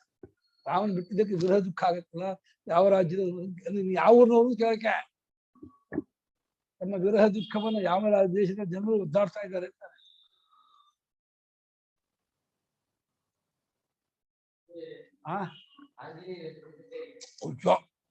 ಬ್ರಹ್ಮಚರ್ಯಗಳು ಅದ್ವಿತೀಯವನು ಅನ್ಯತ್ಭಿ ಪ್ರಸಾದಾಂಗೇಯಾತ್ ಸಾಧವಣ. ಮಹಾನುಭಾವ ಆಂಜನೇಯ ಮಹಾನುಭಾವ ಸಾಕ್ಷಾತ್ ಅವನ ಅನುಗ್ರಹ ಅವನು ಪಡ್ಕೊಂಡ ಭಕ್ತಿಯಲ್ಲಿ ಒಂದು 100ನೇ 1000ನೇ ನಮ್ಗೆ ಬಂದ್ಬಿಟ್ರು ಆ ಗೆಜ್ಜೆ ನಾವು ಉದ್ಧಾರ ಆಗ್ಬಿಟ್ರು. ಆಂಜನೇಯ ತಾನೆ ಮಹಾಭಾವ, ನೀನು ಆ ರಾಮನ ಭಕ್ತಿಯನ್ನ ನೀನು ಇಟ್ಕೊಂಡಾಗ ರಾಮ ಭಕ್ತಿ ಕೊಡಪ್ಪ, ನಿನ್ನಂತೆ ನೇಮ ನಿಷ್ಠೆಯಲ್ಲಿ ನಮ್ಮನ್ನು ನಿಲ್ಲಿಸು, ನಮಗೆ ಸತ್ಯ ಮಾರ್ಗ ತೋರಿಸು, ಸನ್ಮಾರ್ಗದಲ್ಲಿ ನಮ್ಮನ್ನು ನಿಲ್ಲಿಸು ಕೇಳು. ಪ್ರಾಧಾನ್ಯವಾಗಿ ಯಾವ ಪ್ರಧಾನವಾದ ಮುಖ್ಯವಾಗಿರ್ತಕ್ಕಂತಹ ವಿಭೂತಿಗಳು ವಿಶೇಷಗಳು ಇದೆಯೋ ಅವುಗಳನ್ನ ಪ್ರಧಾನವಾಗಿರ್ತಕ್ಕದ್ದನ್ನು ನಿನಗೆ ಹೇಳ್ತೀನಿ ಕಣಪ್ಪ, ಮುಖ್ಯವಾಗಿದ್ದನ್ನು ಮಾತ್ರ ತಿಳಿಸ್ಕೊಡ್ತಾ ಹೋಗ್ತೀನಿ ಕೇಳೋ. ಯಾಕೆ ಅಶೇಷದಸ್ತು ವರ್ಷಶತೇನಾಪಿ ನ ಶಕ್ಯಾಹ ವಕ್ತುಂ. ಅಶೇಷದಸ್ತು ವರ್ಷಶತೇನಾಪಿ ನ ಶಕ್ಯಾಹ ವಕ್ತುಂ. ಪೂರ್ತಿ ಹೇಳ್ಬಿಡಪ್ಪ ಅಂತ ಅನ್ಬಹುದು. 100 ವರ್ಷ ಹೇಳಿದ್ರು, 24 ಗಂಟೆ ಹೇಳಿದ್ರು, ನನ್ನ ವಿಭೂತಿಯನ್ನ ಹೇಳಿ ಮುಗಿಸೋಕ್ ಆಗೋದಿಲ್ಲ. ಅದರಿಂದ ಮುಖ್ಯವಾಗಿದ್ದಕ್ಕೆ ಆಮೇಲೆ ಇಷ್ಟನ್ನು ನಾನು ಹೇಳ್ಕೊಡ್ಲಿ ನಿಂಗೆ ಒಂದು ಐಡಿಯಾ ಬರುತ್ತೆ. ಓ ಹಾಗಾದ್ರೆ ಎಲ್ಲೆಲ್ಲಿ ಏನೇನು ಕ್ಯೂಟ್ ಆಗಿದೆಯೋ ವಿಶೇಷ ಆಗಿದೆಯೋ ಅದೆಲ್ಲವನ್ನೂ ಭಗವದ್ ವಿಭೂತಿ ನಾವು ಮಾಡ್ಬೋದು ಅಂತ. ಲೋಹಾನಾಮಸ್ಮಿ ಹೇಮಾಸ್ಮಿವ ಸುವರ್ಣೋಸ್ಮಿ ಅಂತ ಹೇಳ್ಬೋದು. ಲೋಹದಲ್ಲಿ ಸುವರ್ಣ ಆಗಿದ್ದೀನಿ ಅನ್ಕೋ, ತಪ್ಪೇನಾಗುತ್ತೆ. ಹೇಳಿದ ಸುವರ್ಣ ಇಲ್ಲ ಅಲ್ಲ, ಹಾಟಕ್ಕ ಹಾಟಕ್ಕೆ. ಲೋಹದಲ್ಲಿ ಚಿನ್ನ ಆಗಿದ್ದೀನಿ, ಯಾಕೆ ಚಿನ್ನದಲ್ಲಿ ಎಲ್ಲರಿಗೂ ಆಸಕ್ತಿ ಇದೆಯಲ್ಲ, ಚಿನ್ನ ಅಂದ್ರೆ ಎಲ್ಲರೂ ಆ ಎಲ್ಲರೂ ಯಾವ್ದು ಇಷ್ಟಪಡ್ತಾರೋ ಅದು ಭಗವಂತ ವಿಭೂತಿ ಅಂತ ಅನ್ಕೋ. ಎಲ್ಲ ಅದೇ ಯಜ್ಜಂ, ಅದೇ ಯಜ್ಜಂ, ಯಜಂ ಅಲ್ಲ, ಅದೇ ಯಜ್ಜಂ. ಯತಃ ನಾಸ್ತಿ ಅಂತಃ ವಿಸ್ತರಸ್ಯ ಮೇ ಮಮ ವಿಭೂತೀನಾಂ ಇತ್ಯರ್ಥಃ. ಯತಃ ನಾಸ್ತಿ ಅಂತಃ ವಿಸ್ತರಸ್ಯ ಮೇ ಮಮ ವಿಭೂತೀನಾಂ ಇತ್ಯರ್ಥಃ. ಯಾಕಪ್ಪ ಅಂತಂದ್ರೆ ನನ್ನ ವಿಭೂತಿಗಳಿಗೆ ವಿಭೂತಿಯ ವಿಸ್ತಾರಕ್ಕೆ ತುದಿ ಇಲ್ಲ. ಗ್ರಂಥಾನಾಂ ಭಗವದ್ಗೀತಾಸ್ಮಿ ಅಂತ, ಗ್ರಂಥಗಳಲ್ಲಿ ಭಗವದ್ಗೀತೆ ನಾನಾಗಿದ್ದೀನಿ ಅಂತ ಅನ್ಕೋಬಹುದು. ಭಗವದ್ಗೀತೆ ಅದ್ಭುತವಾದ ಭಗವದ್ಗೀತಾ ಅನ್ನೋದೇ ಒಂದು ಗ್ರಂಥ, ಅದು ನಾನಾಗಿದ್ದೀನಿ. ನನ್ನ ಗ್ರಂಥ ಇದಕ್ಕೆ ವಿಭೂತಿಗೆ ವಿಭೂತಿ ವಿಸ್ತಾರಕ್ಕೆ ತುದಿಯೇ ಇಲ್ಲವಾದ್ದರಿಂದ ಅಷ್ಟನ್ನು ಹೇಳಿ ಮುಗಿಸೋಕ್ಕಾಗಲ್ಲ. ಮುಖ್ಯವಾಗಿರ್ತಕ್ಕಂಥದ್ದು ಕೆಲವು ಮಾತ್ರ ಹೇಳ್ಕೊಂಡು ಹೋಗ್ತೀನಿ ಕೇಳು ಅಂತಂದ. ಮೊದಲನೇ ಯಾವುದು? ಮೊದಲನೇ ವಿಭೂತಿ ಅಂದ್ರೆ ಬಹಳ ದೊಡ್ಡ ವಿಭೂತಿ. ಇದನ್ನು ಯಾರು ಭಾವನೆ ಮಾಡಕ್ಕಾಗಲ್ಲ. ಹಿಂದೆಂದು ಚಿಕ್ಕ ಚಿಕ್ಕ ಚಿಕ್ಕ ಚಿಕ್ಕ ಹೇಳ್ಕೊಂಡು ಹೋಗ್ತಾನೆ. ತತ್ರ ಪ್ರಥಮಮೇವ ತಾವತ್ ಶೃಣು. ತತ್ರ ಪ್ರಥಮಮೇವ ತಾವತ್ ಶೃಣು.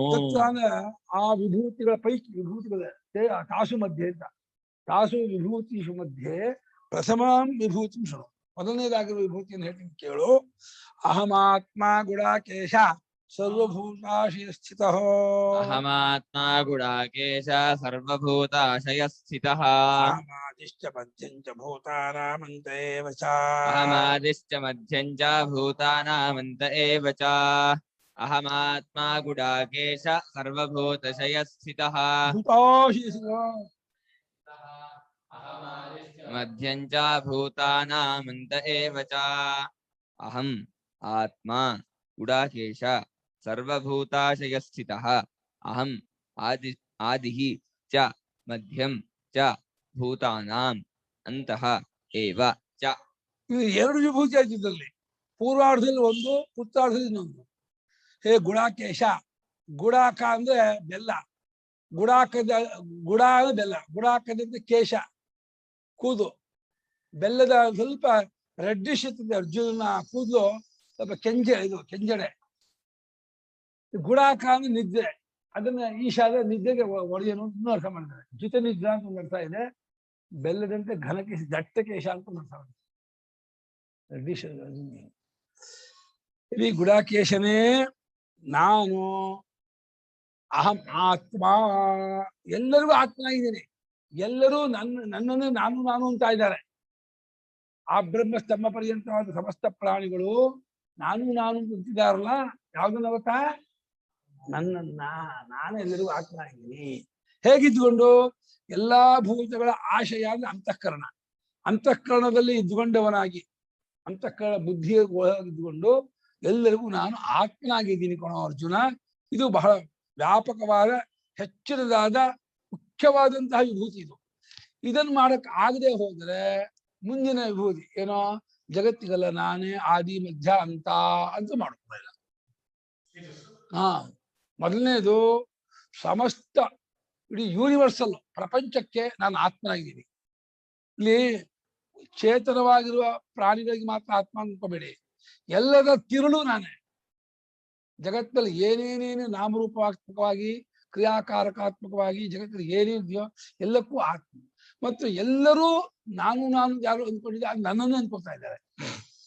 ಅದೇ ಸ್ಥಾವರ ಜಂಗಮ ಎರಡತಹ ಪ್ರಾಣಿ ಇದೆಯಲ್ಲ, ಜಂಗಮ ಪ್ರಾಣಿಗಳಿಗೆಲ್ಲ ಮೂಮೆಂಟ್ ಇದೆ, ಅರಿವಿನ ಅಭಿವ್ಯಕ್ತಿ ಇದೆ, ಅದು ಶಬ್ದ ಮಾಡುತ್ತೆ, ಕೇಳಿಸುತ್ತೆ, ಇದೆಲ್ಲ ಮಾಡುತ್ತೆ. ಅದು ಒಳಗೂ ಇರ್ತಕ್ಕಂತಹ ಇದು ಇದೆಯಲ್ಲ ನಾನು ಅಂತ ಫೀಲಿಂಗು, ಅದು ಪರಮಾತ್ಮ ಮಾಡ್ತು. ಅದು ನಿಮ್ಮ ನಾನು ಅಂತಿದೆಯಲ್ಲಪ್ಪ, ಆ ನಾನು ಅನ್ನೋದರ ಮೂಲ ರೂಪ ಪರಮಾತ್ಮ. ಹೇಗೆ ಬೆಂಕಿ ಕಿಡಿಯ ಮೂಲ ರೂಪ ಯಾವುದು? ಬೆಂಕಿ ಇದ್ದಾರೆ, ಬೆಂಕಿದ ಕಿಡಿ ಬಂದದ್ದು, ಎಲ್ಲವೂ ಕಿಡಿ ಇದ್ದ ಹಾಗೆ ನಾನು ಅನ್ನೋದು.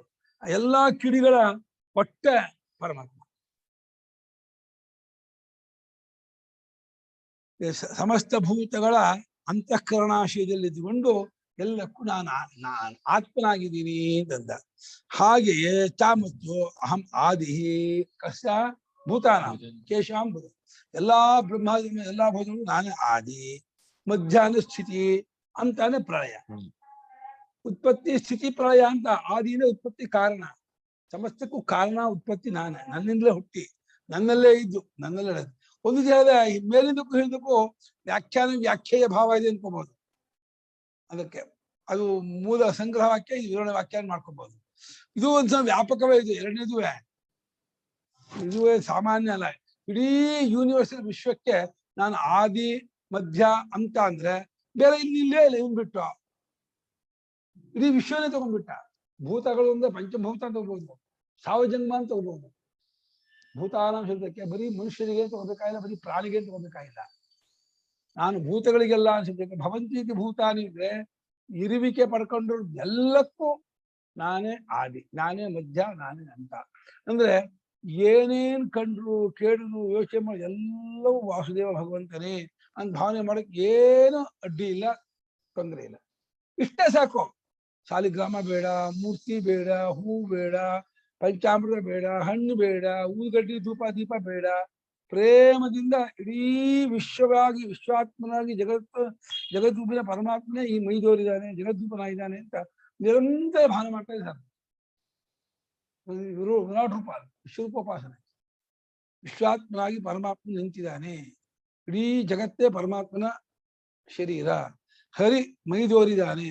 ಹರಿ ಮೈದೋರು ಅಂತ ಕುಮಾರವ್ಯಾಸ ಭಾಗದಲ್ಲಿ ದ್ರೌಪದಿ ಕೂತ್ಕೊಂಡು ಹರಿ ಮೈದೋರಪ್ಪ, ನಾನು ಆಪತ್ತಲ್ಲಿ ಸಿಕ್ಕಾಕೊಂಡಿದ್ದೀನಿ ನಂದೆಲ್ಲ. ಹರಿ ಆಲ್ರೆಡಿ ಮೈದೋರ್ ಬಿಟ್ಟಿದ್ದಾನೆ. ಅದು ನೋಡೋಕ್ ಕಣ್ಬೇಕಷ್ಟೆ. ವಿವೇಕ ಅನ್ನುವಂತ ಕಣ್ಣಿದ್ಬಿಟ್ರೆ ಜಗತ್ತೆಲ್ಲ ಹರಿಯೇ ತುಂಬಿಕೊಂಡಿರೋದು ಚೆನ್ನಾಗಿ ಗೊತ್ತಾಗುತ್ತೆ. ಹರಿ ವ್ಯತಿರಿಕ್ತವಾಗಿ ಜಗತ್ತಲ್ಲಿ ಏನೂ ಇಲ್ಲ. ಆದಿ ಮಧ್ಯ ಅಂತ ನಾನೇ ಮೇಲೆ ಇನ್ನೇನಿದೆಮ್ಮ? ಆದಿ ಮಧ್ಯ ಅಂತ ಬಿಟ್ಟು ಏನಿದೆ ಜಗತ್ತಲ್ಲೇ? ಸಮಸ್ತ ಗಿಡಮರ ಬಳ್ಳಿಗಳು, ಪಶುಪಕ್ಷಿ ಪ್ರಾಣಿಗಳು, ಬೆಟ್ಟಗುಡ್ಡಗಳು, ನದಿ ಸಮುದ್ರಗಳು, ಎಲ್ಲ ಲಕ್ಕತ್ತ ಗ್ರಹ ತಾರಕಗಳು, ಪಂಚಭೂತಗಳು ಸಮಸ್ತವೂ ನಾನೇ ಆಗಿದ್ದೀನಿ. ನನ್ನದೇ ರೂಪ, ನಾನೇ ಆಗಿದ್ದೀನಿ, ನನ್ನಲ್ಲೇ ಇದೆ, ನಾನೇ ಅಷ್ಟು ನನ್ನ ರೂಪ ಭಾವನೆ ಮಾಡ್ತಾ ಇದ್ಬಿಟ್ರೆ ಒಂದೇ ರೂಪದಲ್ಲಿ ಎಲ್ಲ ಅಡ್ಕೊಬಾರ್ಬಿಟ್ರೆ ಇದು ರಾಗದ್ವೇಷವೇ ಬರಲ್ಲ. ಬೇರೆ ನೋಡಿದ್ರೆ ಅದು ಚೆನ್ನಾಗಿದೆ, ಇದು ಚೆನ್ನಾಗಿದೆ, ಅದು ಬೇಕು, ಇದು ಬೇಕು ಅನ್ನೋ ಎಲ್ಲವೂ ಭಗವದ್ ರೂಪ, ಎಲ್ಲವೂ ಆತ್ಮರೂಪವೇ, ಪರಮಾತ್ಮ ರೂಪವೇ ತಗೊಂಡ್ಬಿಟ್ರೆ ಹೋಗ್ಬಿಡುತ್ತೆ. ಅಹಂ ಆತ್ಮ ಪ್ರತ್ಯಗಾತ್ಮ ಗುಡಾಕೇಶ. ಅಹಂ ಆತ್ಮ ಪ್ರತ್ಯಗಾತ್ಮ ಗುಡಾಕೇಶ. ಗುಡಾಕೇಶ ಸಂಬುದ್ಧಿ ಅಂತ. ಇಲ್ಲಿ ಗುಡಾಕೇಶನೇ ನಾನೇ ಆತ್ಮನು ಅಂದ್ರೆ ಆತ್ಮ ಅಂದ್ರೆ ದೇಹಾರ್ಥವೂ ಇದೆ, ದೇಹ ಅಲ್ಲ, ಪ್ರತ್ಯಗಾತ್ಮ. ತೀರ ಒಳಗಿರುವ ಚೈತನ್ಯ ಸ್ವರೂಪನು.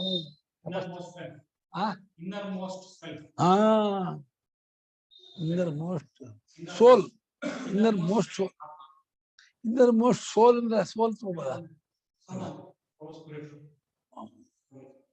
ಗುಡಾಕ ನಿದ್ರಾ ತಸ್ಯಾಹ ಈಶಃ ಗುಡಾಕೇಶಃ ಜಿತನಿದ್ರಾ ಇತ್ಯರ್ಥಃ ಗುಡಾಕ ನಿದ್ರಾ ತಸ್ಯ ಈಶಃ ಗುಡಾಕೇಶಃ ಜಿತೇಂದ್ರಿಯಃ ಇತ್ಯರ್ಥಃ ತಸ್ಯಾಹ ಈಶಃ ತಸ್ಯ ಈಶಃ ನಿದ್ರಾ ಹಿಡಿಸ್ತೀನಿಂಗ ಕಾಲ ನಿದ್ರೆಗೆ ಗುಡಾಕ ಅಂತಾರೆ ಅದಕ್ಕೆ ಈಶಾನ ಹೊಡಿ ಅಂದ್ರೆ ಹಗಲು ರಾತ್ರಿ ಯುದ್ಧ ಮಾಡ್ತಾನೆ ಅವನು ಅರ್ಜುನಿಗೆ ನಿದ್ದೆ ಅಯ್ಯೋ ಆಗಲ್ಲ ನಿದ್ದೆ ಎಷ್ಟು ಕುತ್ಕೊಡ್ತಾನಲ್ಲ ಇಲ್ಲಿ ಕಣ್ಣು ಅರ್ಧ ಕಾಲು ಗಂಟೆ ಆಗ್ಬಿಟ್ರೆ ಕಣ್ಣೆಲ್ಲ ಕ್ಯಾಂಪ್ ಮಾಡ್ತಾರೆ ಹೇಳ್ಕೊಂಡು ಹಂಗೆ ತಿಂದ್ಬಿಡ್ತಾನೆ ಇಷ್ಟ ಕೂದ್ರೆ ಅತೀವ ಸಮರಂ ದೃಷ್ಟ ಹರ್ಷಂ ಯಸ್ಸೋಪಜಾಯತೆ ಯಾವ ಅರ್ಜುನಿಗೆ ಚೆನ್ನಾಗಿ ಯುದ್ಧ ಮಾಡೋರಿದ್ರೆ ಉತ್ಸಾಹ ಹೆಚ್ಚಾಗ್ತಿದೆ ಅಬ್ಬಾ ಭಲೆ ಭಲೆ ಹಿಂಗ್ ಯುದ್ಧ ಮಾಡ್ಬೇಕು ಅಂತ ಹೇಳಿ ಖುಷಿ ಹೆಚ್ಚ ಯಾರಾದ್ರೂ ಒಂದ್ ಏಟಿಗೆ ಓಡೋಗ್ಬಿಟ್ರೆ ದರಿದ್ರ ಜುಜುಬಿ ಅವನು ಅಂತ ಬೈತಿದ್ದಂತೆ ಓಡೋಗ್ಬಾರ್ದು ಎಡೆಗೆಡೆ ಕೊಟ್ಟು ಮುಖಾಮುಖಿ ಯುದ್ಧ ಮಾಡ್ಬೇಕು ಮುಂಡಿ ಊರಿ ಹೊಡಿಬೇಕು ಅದು ಅರ್ಜುನಿಗೆ ಇಷ್ಟ ಓಡೋಗ್ಬಿಟ್ಟ ಬೆಂಚ್ ತೋರಿಸ್ಬಿಟ್ಟ ಅಂದ್ರೆ ಒಂದ್ಸಲ ಅರ್ಜುನಿಗೂ ದುರ್ಯೋಧನಿಗೂ ಯುದ್ಧ ಮಾಡ್ತಾರೆ ಆ ಯುದ್ಧದಲ್ಲಿ ಹೆಂಗಂಗ್ ಹೊಡೆದ್ರು ಅರ್ಜುನ ಬಹಳ ಮಂಡ ಬೀಳ್ತಾ ಇದೆ ಅವಾಗ ಗೊತ್ತಾಯ್ತು ಇದು ನಮ್ ಗುರುಳ ಕೆಲಸ ಅಂತ ಗುರುಗಳು ಒಂದು ಕವಚ ಹಾಕ್ಬಿಟ್ಟಿದ್ದಾರೆ ದುರ್ಯೋಧನಿಗೆ ಆ ಕವಚ ಹಾಕಿದ್ರಿಂದ ಅದಕ್ಕೆ ಒಂದು ನಿಯಮ ಅದಕ್ಕೆ ಬೆಂಚ್ ತೋರಿಸ್ಬಾರ್ದು ಓಡ್ಬಾರ್ದು ಆದ್ರೆ ಎಷ್ಟು ಯಾವ ಬಾಣ ಬಿದ್ದು ಆ ಬಾಣ ಮುರಿದೋಗುತ್ತೆ ನಿಮ್ಗೆ ಏನು ಆಗಲ್ಲ ಹಾಗಿದ್ಮೇಲೆ ನನ್ಗೆ ತೊಂದರೆ ಇಲ್ಲ ಅಂತ ಹೇಳಿ ಆ ಆಶೀಷ ಹೇಳ್ಬಿಟ್ಟು ಕವಚ ಹಾಕ್ಬಿಟ್ಟಿದ್ದಾರೆ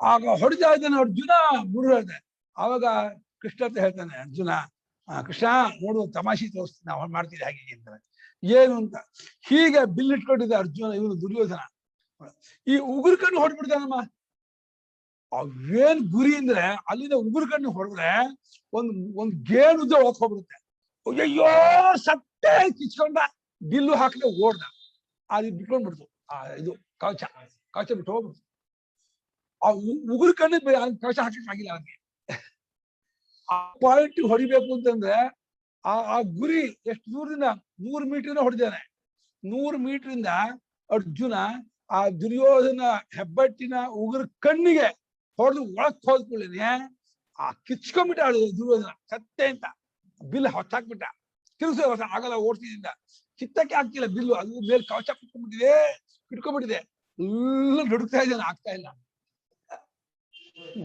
ಓಡ್ಕೊಳ್ಳಿ ಕವಚ ಬಿಟ್ಟು ಮತ್ತೆ ಇನ್ನೊಂದ್ಸಲ ಹಾಕಿಂದ ಇಲ್ಲ ಹಂಗ ಹಾಕ ಬರಲ್ಲ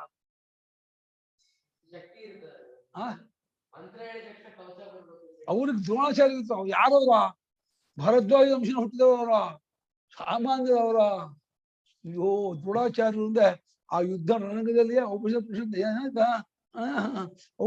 ಧ್ಯಾನ ಮಾಡ್ಕೊಂಡು ಪ್ರಾಣ ಬಿಟ್ಟವರು ಅಂತ ಮಹಾನುಭಾವರು ಹೀಗಾಗ್ತದೆ ಮಹಾನುಭಾವರು ಅಲ್ಲೇ ದರ್ಭ ಎಳ್ಕೊಂಡ್ರು ಅಶ್ವತ್ಥಾಮ ಸತ್ತ ಅನ್ಕೊಳ್ಳೇನೆ ಉಪನಿಷತ್ ಪುರುಷನ್ ಧ್ಯಾನ ಮಾಡ್ಕೊಂಡು ನಡುನತ್ತಿಯಿಂದ ಪ್ರಾಣ ಬಿಟ್ಟು ಹೋದ್ರು ಹಾಗಾಗಿ ಜಿತನಿದ್ರ ನಿದ್ರೆಯಲ್ಲಿ ಗೆದ್ದವನು ಆ ಪಕ್ಷಿ ಕಣ್ಣು ಹೊಡಿತಾನಲ್ಲ ದ್ರೋಣಾಚಾರ್ಯ ಪರೀಕ್ಷೆಯಲ್ಲಿ ಒಬ್ಬರು ಮರ ಕಾಣುತ್ತೆ ಅಂತ ಭೀಮ ನಂಗೊಂದು ಪಕ್ಷಿ ಕಾಣುತ್ತೆ ನಂಗೆ ಎಲೆ ಕಾಣುತ್ತೆ ನಂಗೆ ಕೊಂಬೆ ಕಾಣುತ್ತೆ ಒಬ್ಬೊಬ್ರು ಹೇಳ್ತಾರೆ ಅರ್ಜುನ ಕಣ್ಣು ಕಾಣ್ತಾ ಇದ್ದೀನಿ ಹೊಡೆಯಿದ್ರು ಪಕ್ಷಿಯನ್ನ ಮರದ ಕೊಂಬೆ ಒಳಗೆ ಕಟ್ಟಿಟ್ಟು ಕಣ್ಮಾತ ಕಾಣಂಗ್ ಮಾಡಿದ್ದಾರೆ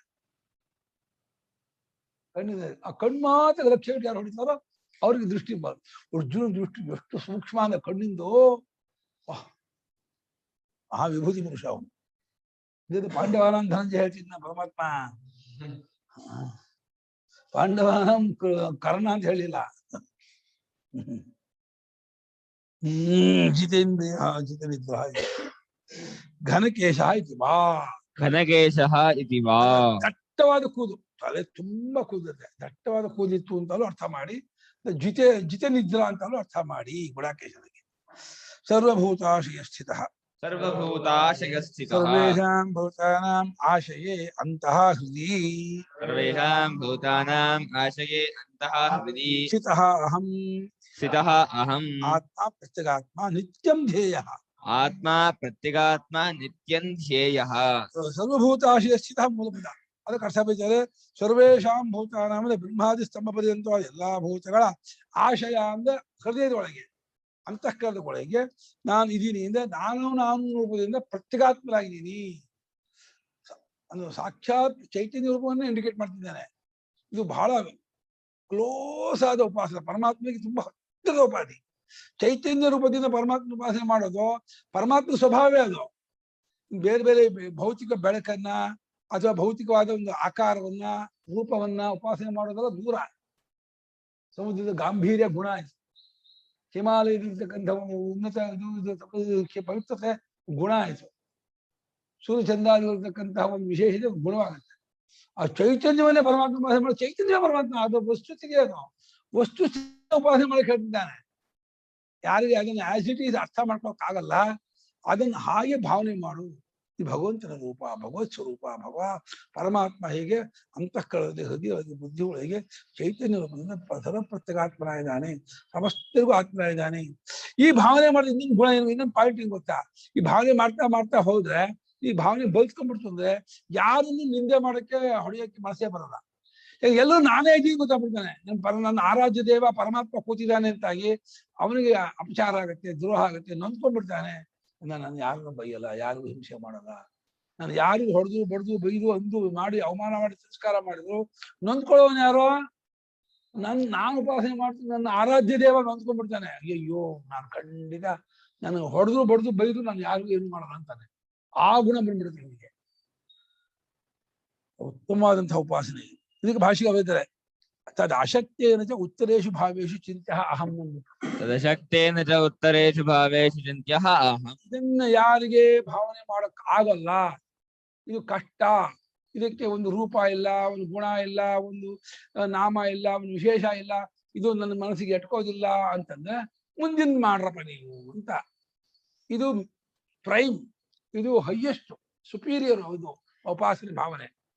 ಇದು ಆಗದೆ ಹೋದ್ರೆ ಉತ್ತರೇಶು ಭಾವ ಮುಂದೆ ಹೇಳುವಂತಹ ಅಂದ್ರೆ 21ನೇ ಶ್ಲೋಕದಿಂದ ಹೇಳುವಂತಹ ಅಂದ್ರೆ 20ನೇ ಶ್ಲೋಕದಲ್ಲಿ ಉತ್ತರಾರ್ಧ, ಅಲ್ಲಿಂದ ಹೇಳ್ತಕ್ಕಂತಹ ಗುಣಗಳಿಂದಲಾದರೂ ನನ್ನನ್ನು ಉಪಾಸನೆ ಮಾಡ್ಬೋದು ಕಣಪ್ಪ ಅರ್ಜುನ. ಅದು ಕೂಡ ಓಕೆ, ಪರವಾಗಿಲ್ಲ, ಮಾಡ್ಬೋದು. ಯಸ್ಮಾತ್ ಅಹಮೇವ ಆದಿ ಭೂತಾನಾಂ ಕಾರಣಂ ತಥಾ ಮಧ್ಯಂಚ ಸ್ಥಿತಿ ಅಂತಃ ಪ್ರಯಶ್ಚ. ಯಸ್ಮಾತ್ ಅಹಮೇವ ಆದಿಃ ಭೂತಾನಾಂ ಕಾರಣಂ ತಥಾ ಮಧ್ಯಂಚ ಸ್ಥಿತಿಃ ಅಂತಃ ಪ್ರಳಯಶ್ಚ. ಇದು ನೋಡಿದ್ರೆ ಇದು ಹೇತು. ಮುಂದಿನ ಭಾವಗಳಲ್ಲೂ ನನ್ನನ್ನೇ ಉಪಾಸನೆ ಮಾಡಬಹುದು. ಯಾಕಪ್ಪ ಅಂದ್ರೆ ಎಲ್ಲಕ್ಕೂ ನಾನೇ ಆದಿ ಮಧ್ಯ ಅಂತವಾದನ್ನ ಮಾಡಬಹುದು ಅಂತ ಹೇಳಿದ್ರಿಂದ ಇದನ್ನೂ ಉಪಾಸನೆ ಮಾಡಕ್ ಹೇಳ್ತಾ ಇದ್ದಾನೆ ಅನ್ಕೊಳಕ್ ಬರಲ್ಲ. ಆದಿ ಮಧ್ಯ ಅಂತ ನಾನೇ ಆಗಿದ್ದೀನಿ ಅನ್ನೋದು ವಿಭೂತಿ ಅಂತ ಹೇಳ್ತಾ ಇದ್ದಾನೆ ಅಂತ ಅನ್ಕೊಳಕ್ ಬರಲ್ಲ. ಏನು ಕೊನೆಯಲ್ಲಿ ಇದೆ, ಇದೇ ಅರ್ಥದ್ದು ಕೊನೆಯಲ್ಲಿ ಅಲ್ಲ ಇಷ್ಟಭ್ಯಾಮಿ ಅಂತ ಸಾಧು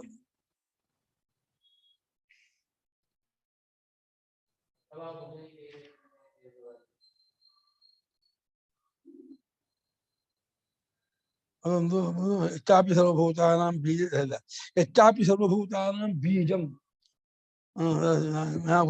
ಎಲ್ಲಾ ಹೊರಗೂ ನಾನೇ ಬೀಜ ಕಾರಣ ಅಂತ ಹೇಳಿದ್ದಾನೆ. ಅದೊಂದು ಭಾವನೆ. ಅದರಿಂದ ಇದು ಈ ಪೂರ್ವಾರ್ಧ 20ನೇ ಶ್ಲೋಕದ ಪೂರ್ವಾರ್ಧದಲ್ಲಿ ಹೇಳಿದ್ದಾಗಿರುವ ಆತ್ಮರೂಪದಿಂದ ಉಪಾಸನೆ ಮಾಡಕ್ ಆಗದೆ ಇದ್ದವರಿಗೆ ಮುಂದಿನ 21ನೇ ಶ್ಲೋಕಗಳಿಂದ ಹೇಳಿದ ವಿಭೂತಿಯನ್ನಾದ್ರೂ ಮಾಡಬಹುದು. ಹೇಗೆ ಅಂತ ಹೇಳಿದ್ರೆ ಅದೆಲ್ಲಕ್ಕೂ ನಾನೇ ಆದಿ ಮಧ್ಯ ಅಂತವಾದ್ದರಿಂದ ಅಂತ ಇದನ್ನು ಹೇತು ತಗೊಳ್ತಾ ಇದ್ದೇನೆ ಭಾಷ್ಯಕಾರ. ಯಾವ ಕಾರಣದಿಂದ? ನಾನೇ ಸಮಸ್ತ ಭೂತಗಳಿಗೂ ಆದಿಯು, ಕಾರಣನು, ಮಧ್ಯನು, ಅಂತನು, ಪ್ರಳಯವೂ ಆಗಿದ್ದೇನೋ, ಆದ್ದರಿಂದ ಮುಂದಿಂದು ಮಾಡಬಹುದು ಅಂತ ಈ ರೀತಿಯಾಗಿ ಮಾಡಬಹುದು ಅಂತ ಹೇಳ್ಬೋದಾಗಿತ್ತು. ಯಾವ ರೀತಿ? ನಾನೇ ಸಮಸ್ತ ಭೂತಗಳಿಗೂ ಆದಿ ಮಧ್ಯ ಅಂತ ಅಂತೂ ಭಾವನೆ ಮಾಡಬಹುದು ಕಣಯ್ಯ ಅಂತ ಹೇಳಿದ್ರೆ ಇದು ಒಂದು ವಿಭೂತಿ ಆಗ್ತಿತ್ತು. ಇದನ್ನು ವಿಭೂತಿಯಾಗಿ ತಿಳ್ಕೊಂಡು ನಂಗೆ ಕಾಣೋದೇ ಇಲ್ಲ. ಭಾಷ್ಯಕಾರ ವ್ಯಾಖ್ಯಾನ ಮಾಡಿದ್ರೆ ಯಾವಾಗ ಮುಂದಿನ ಇದರಲ್ಲೂ ಮಾಡ್ಬೋದು, ಯಾಕಪ್ಪ ಅಂತಲೇ ನಾನು ಹೀಗಿರೋದ್ರಿಂದ ಅಂತ ಇದನ್ನ ರೀಸನ್ನ ಕೊಡ್ತಾ ಇದ್ದಾರೆ, ಹೇತುವ ಕೊಡ್ತಾ ಇದ್ದಾರೆ.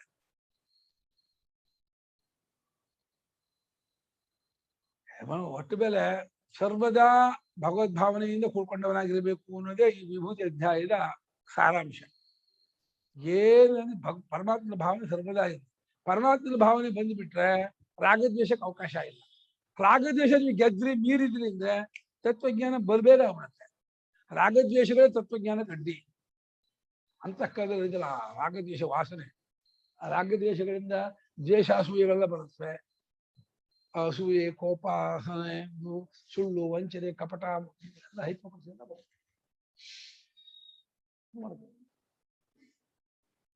ಏವಂಚ ಧ್ಯೇಯೋಹಂ, ಈ ಮುಂದಿನ ಶ್ಲೋಕ ರೂಪದಿಂದ ನಾನು ಧ್ಯಾನ ಮಾಡುವುದಕ್ಕೆ ತಕ್ಕವನಾಗಿದ್ದೇನೆ. ಧ್ಯೇಯ ಅಂದ್ರೆ ಧ್ಯಾತು ಯೋಗ್ಯ ಧ್ಯೇಯ. ಈ ರೀತಿ ಧ್ಯಾನ ಮಾಡುವುದಕ್ಕೆ ನಾನು ಅರ್ಹನು, ಯೋಗ್ಯನು, ತಕ್ಕವನು, ಹೀಗಿದ್ದೀನಿ ಅಂತಂದ. ಹೇಗೆ ಅಂತ ಹೇಳಿದ್ರೆ, ಆದಿತ್ಯಾನಾಮಹಂ ವಿಷ್ಣು ಜ್ಯೋತಿಷಾಂ ರವಿರಂಶುಮಾನ್ ಮರೀಚಿರ್ಮರುತಾಮಸ್ಮಿ ನಕ್ಷತ್ರಾಣಾಮಹಂ ಶಶಿ. ಆದಿತ್ಯಾನಾಮಹಂ ವಿಷ್ಣುರ್ಜ್ಯೋತಿಷಾಂ ರವಿರಂಶುಮಾನ್ ಮರೀಚಿರ್ಮರುತಾಮಸ್ಮಿ ನಕ್ಷತ್ರಾಣಾಮಹಂ ಶಶಿ.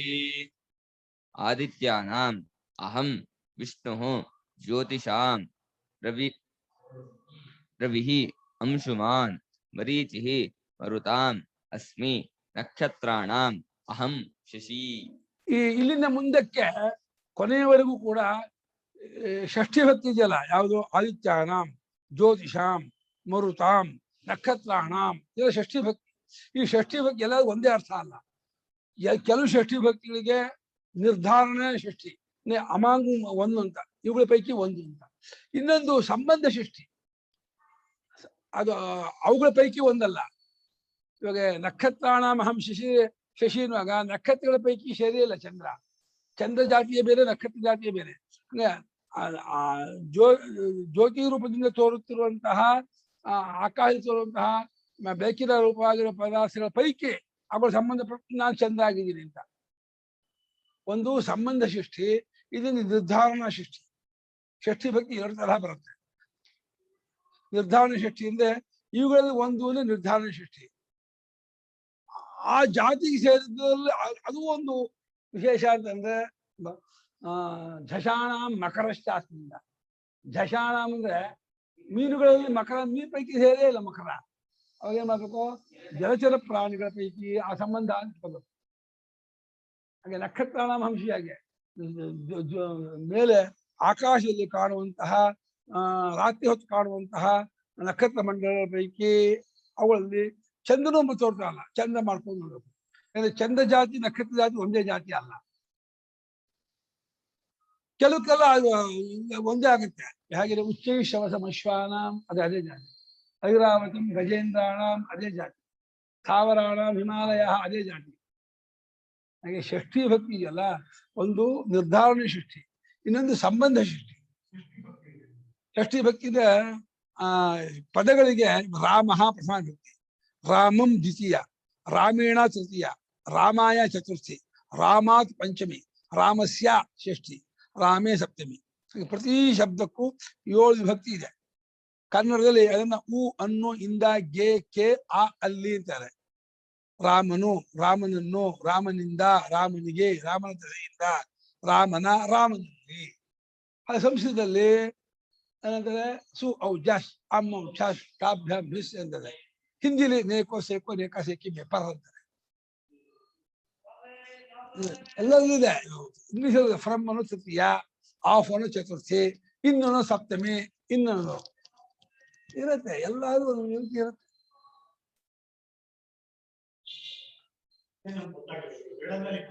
ಗೊತ್ತಾಗಿಲ್ವೇ? ಓಹೋ, ಹೌದೌದು. ಅದೇ ಹೀಗೆ ಪದಗಳಿಗೆ 7 ವಿಭಕ್ತಿ ಇದೆ. ಒಟ್ಟು ಇರೋದೇ 7 ವಿಭಕ್ತಿ. ಅದೇ ಏಕವಚನ, ಬಹುವಚನ ಎಲ್ಲಾ ಭಾಷೆಯಲ್ಲೂ. ಸಂಸ್ಕೃತ ದ್ವಿವಚನ ಎಕ್ಸ್ಟ್ರಾ ಇದೆ. ದ್ವಿವಚನ ಯಾವ ಭಾಷೆಯಲ್ಲೂ ಇಲ್ಲ, ಸಂಸ್ಕೃತ ಮಾತ್ರ ದ್ವಿವಚನ. ಆಗಲಿ, ಒಟ್ಟು ಮೇಲೆ ಬಹುವಚನದಲ್ಲಿ ನಕ್ಷತ್ರಾಣಾಂ ಇದೆ. ನಕ್ಷತ್ರಾಣಿ ಪ್ರಥಮ ಬಹುವಚನ, ಷಷ್ಠಿ ಬಹುವಚನ ನಕ್ಷತ್ರಾಣಾಂ. ಜ್ಯೋತಿಷಿ ಪ್ರಥಮ, ಜ್ಯೋತಿಷಾಂ ಷಷ್ಠಿ ಬಹುವಚನ. ಅವುಗಳ ಪೈಕಿ, ಜ್ಯೋತಿಷಗಳ ಪೈಕಿ ಆದಿತ್ಯಾನಂ, ದ್ವಾದಶ ಆದಿತ್ಯರಿದ್ದಾರೆ ಅಂತ ಪುರಾಣದಲ್ಲಿ ಪ್ರಸಿದ್ಧಿ. ಇದರಲ್ಲೂ ಇದೆ, ಶ್ರುತಿಯಲ್ಲೂ ಇದೆ. ಅನೇಕ ಆದಿತ್ಯರಿಂದ ನಾನಾ ಲಿಂಗತ್ವಾದೂನಾಂ ನಾನಾಸೋ ಯತ್ವಂ ಅಂತ. ದ್ವಾದಶ ಆತ್ಮ ದಿವಾಕರ, ಸೂರ್ಯನು 12 ಆದಿತ್ಯರಂತೆ. 12 ಆಯ್ತಲ್ಲಿ ಸ್ವಾಮಿ ಕೊಟ್ಟಿದ್ದಾರೆ. ಯಾರು? ಧಾತು, ಮಿತ್ರ, ಅರ್ಯಮ, ಶಕ್ರ, ವರುಣ, ಅಂಶ, ಭಗ, ವಯಸ್ಸಂತ, ಪುಟ್ಟ, ಸವಿತೃ, ತ್ವಷ್ಟ್ರು, ವಿಷ್ಣು. ಇದು ವಿಷ್ಣುವೇ ಕೊನೆಯವನು. ಆ ವಿಷ್ಣು ನಾನಾಗಿದ್ದೀನಿ ಅಂತ. ವಿಷ್ಣು ಶಬ್ದ ಕರೆಸ ವ್ಯಾಪಕ ಅಂತ, ವ್ಯಾಪಿಸ್ಕೊಂಡವನು ಅಂತ.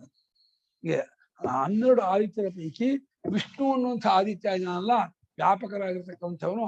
ಅವನು ನನ್ನ ವಿಭೂತಿಯನ್ನು ಭಾವನೆ ಮಾಡಪ್ಪ ಅಂತ. ನಮಗೆ ಆದಿತ್ಯ ಬೇಗ ಪ್ರತ್ಯಕ್ಷ, ವಿಷ್ಣು ಪರೋಕ್ಷ. ಪರೋಕ್ಷವನ್ನು ಭಾವನೆ ಮಾಡಬೇಕಿದೆ ಪ್ರತ್ಯಕ್ಷ ಬಿಟ್ಟು. ಪ್ರತ್ಯಕ್ಷವನ್ನೇ ಹೇಳಿದ್ದೆ ಸುಲಭ ಆಗ್ತಿತ್ತು. ಅದಕ್ಕೋಸ್ಕರ ನೆಕ್ಸ್ಟ್ ಹೇಳ್ದ ಜ್ಯೋತಿಷಾಂ ರವಿ ತಗೋ. ರವಿ ಬೇಕು, ಸೂರ್ಯ. ಜ್ಯೋತಿ ರೂಪವಾಗಿರ್ತಕ್ಕಂತಹ ಪದಾರ್ಥಗಳಲ್ಲಿ ಸೂರ್ಯ ನಾನು ಭಾವನೆ ಮಾಡು. ಇದಿಲ್ಲ ದೀಪದ ಹುಳ, ಅದು ಬೆಳ್ಕೊಡುತ್ತೆ. ನಕ್ಷತ್ರಗಳು ಬೆಳ್ಕೊಡುತ್ತೆ, ಬೆಂಕಿ ಬೆಳ್ಕೊಡುತ್ತೆ, ಚಂದ ಬೆಳ್ಕೊಡ್ತಾರೆ, ಮಿಂಚು ಬೆಳ್ಕೊಡುತ್ತೆ. ಅದು ರವಿ ಇದೆಯಲ್ಲ, ಸೂರ್ಯ ಬೆಳಕು ಅದ್ಭುತ. ಅದರಿಂದ ಜ್ಯೋತಿರ್ಮಂಡಲಗಳಲ್ಲಿ ಸೂರ್ಯ ನಾನಾಗಿದ್ದೀನಿ. ಆದಿತ್ಯಲ್ಲಿ ರಶ್ಮಿಗಳನ್ನು ಹೀರ್ಕೊಳ್ಳೋದು, ಜನ ಹೀರ್ಕೊಳ್ಳೋದು ವಿಷ್ಣು ನಾನಾಗಿದ್ದೀನಿ. ಇದು ಅಷ್ಟೇ. ಗಾಳಿ ಮರು ಅಂದ್ರೆ ಸನ್ ಅಲ್ವಾ? ಸೂರ್ಯ ಅಂತ ಅಲ್ವಾ? ರವಿನೇ ಸನ್ನು. ಆದಿತ್ಯ ಅಂದ್ರೆ ಅಲ್ಲ. ಆದಿತ್ಯರು ಅನ್ನೋದು ದ್ವಾದಶ ಆದಿತ್ಯರು 12 ಜನ ಆದಿತ್ಯರು ಅಂತ ಇದ್ದಾರೆ. ಸೂರ್ಯಂದೇ ವಿಭಾಗ, ವಿಭಾಗ. ಒಂದೊಂದು ತಿಂಗಳಿಗೂ ಒಂದೊಂದು ಆದಿತ್ಯ ಅಂತ. ಚೈತ್ರ ಮಾಸಕ್ಕೊಂದು, ವೈಶಾಖಕ್ಕೊಂದು, ಆ ಒಂದೊಂದು ವಿಶೇಷತೆ ಇದೆ. 12 ತಿಂಗಳಿಗೂ 12 ಆದಿತ್ಯನ ರೂಪ.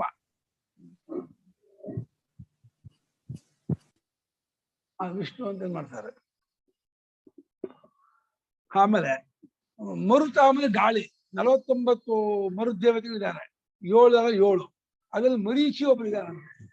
ಆ ಮರೀಚಿ ನಾನಾಗಿದ್ದೀನಿ ಅಂತ ತಿಳ್ಕೋ ಅಂತ. ಇನ್ನು ಈ 3ರಲ್ಲೂ ನಿರ್ಧಾರ ಸೃಷ್ಟಿ ಆಯ್ತು. ನಕ್ಷತ್ರಾಣಾಮಹಂಶಿ ಸಂಬಂಧ ಸೃಷ್ಟಿ. ನಕ್ಷತ್ರಗಳ ಪೈಕಿ ನಾನು ಚಂದ್ರ ಆಗಿದ್ದೀನಿ. ಯಾಕಂದ್ರೆ ನಕ್ಷತ್ರ ಜಾತಿ ಸೇರಿಲ್ಲ ಚಂದ್ರ. ಚಂದ್ರ ಜಾತಿ ಬೇರೆ, ನಕ್ಷತ್ರ ಜಾತಿಯೇ ಬೇರೆ. ಆ ಸಂಬಂಧ ಇದೆ. ದ್ವಿಲೋಕ ಸಂಬಂಧವಾಗಿ ತೋರುವಂತಹ ಪದಾರ್ಥಗಳು ಚಂದ್ರ ಮಾಡ್ಕೋ. ದ್ವಿಲೋಕ ಸಂಬಂಧವಾಗಿ ತೋರುತ್ತಿರುವಂತಹ ಜ್ಯೋತಿ ಇದರಲ್ಲಿ ಚಂದ ನಾನು ಭಾವನೆ ಮಾಡಪ್ಪ ಅಂತ ಬರ್ತೀನಿ.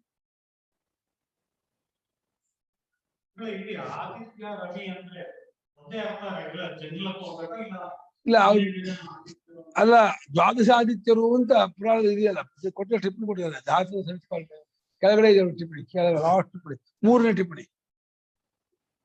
ಅವರೆಲ್ಲ ಆದಿತ್ಯರುಗಳು. 12 ಆದಿತ್ಯರು ಅವನು. ಅಲ್ಲಿ ಕೊನೆ ವಿಷ್ಣು ಇದೆ ನೋಡಿ. ಅದನ್ನೇ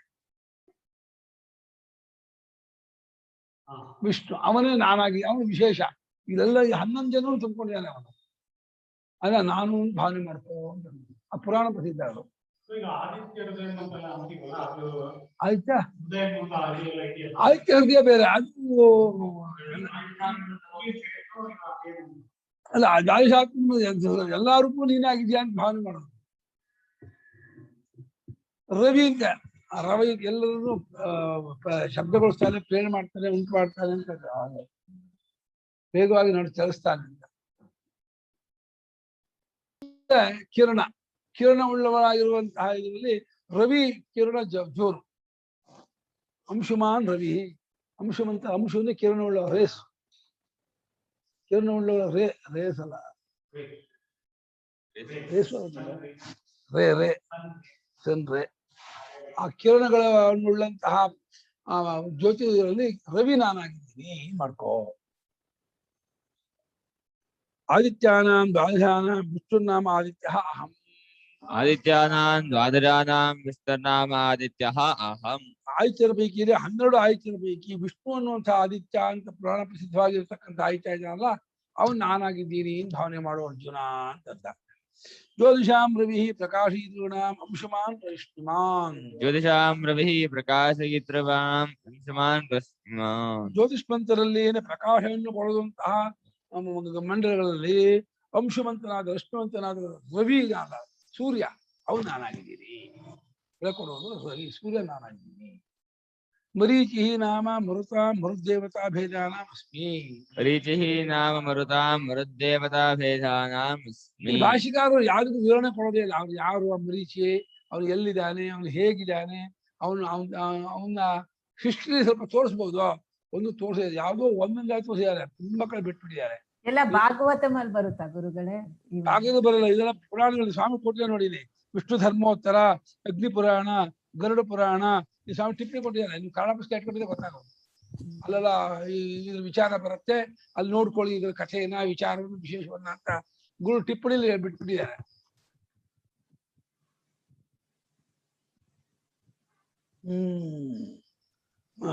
ಮರುದೇವತಾ ಭೇದವಾಗಿರುವ 49ರಲ್ಲಿ ಮರೀಚಿ ಎನ್ನುವಂತಹ ಒಂದು ಇದೆಯಲ್ಲ, ಅದು ನಾನಾಗಿದ್ದೀನಿ.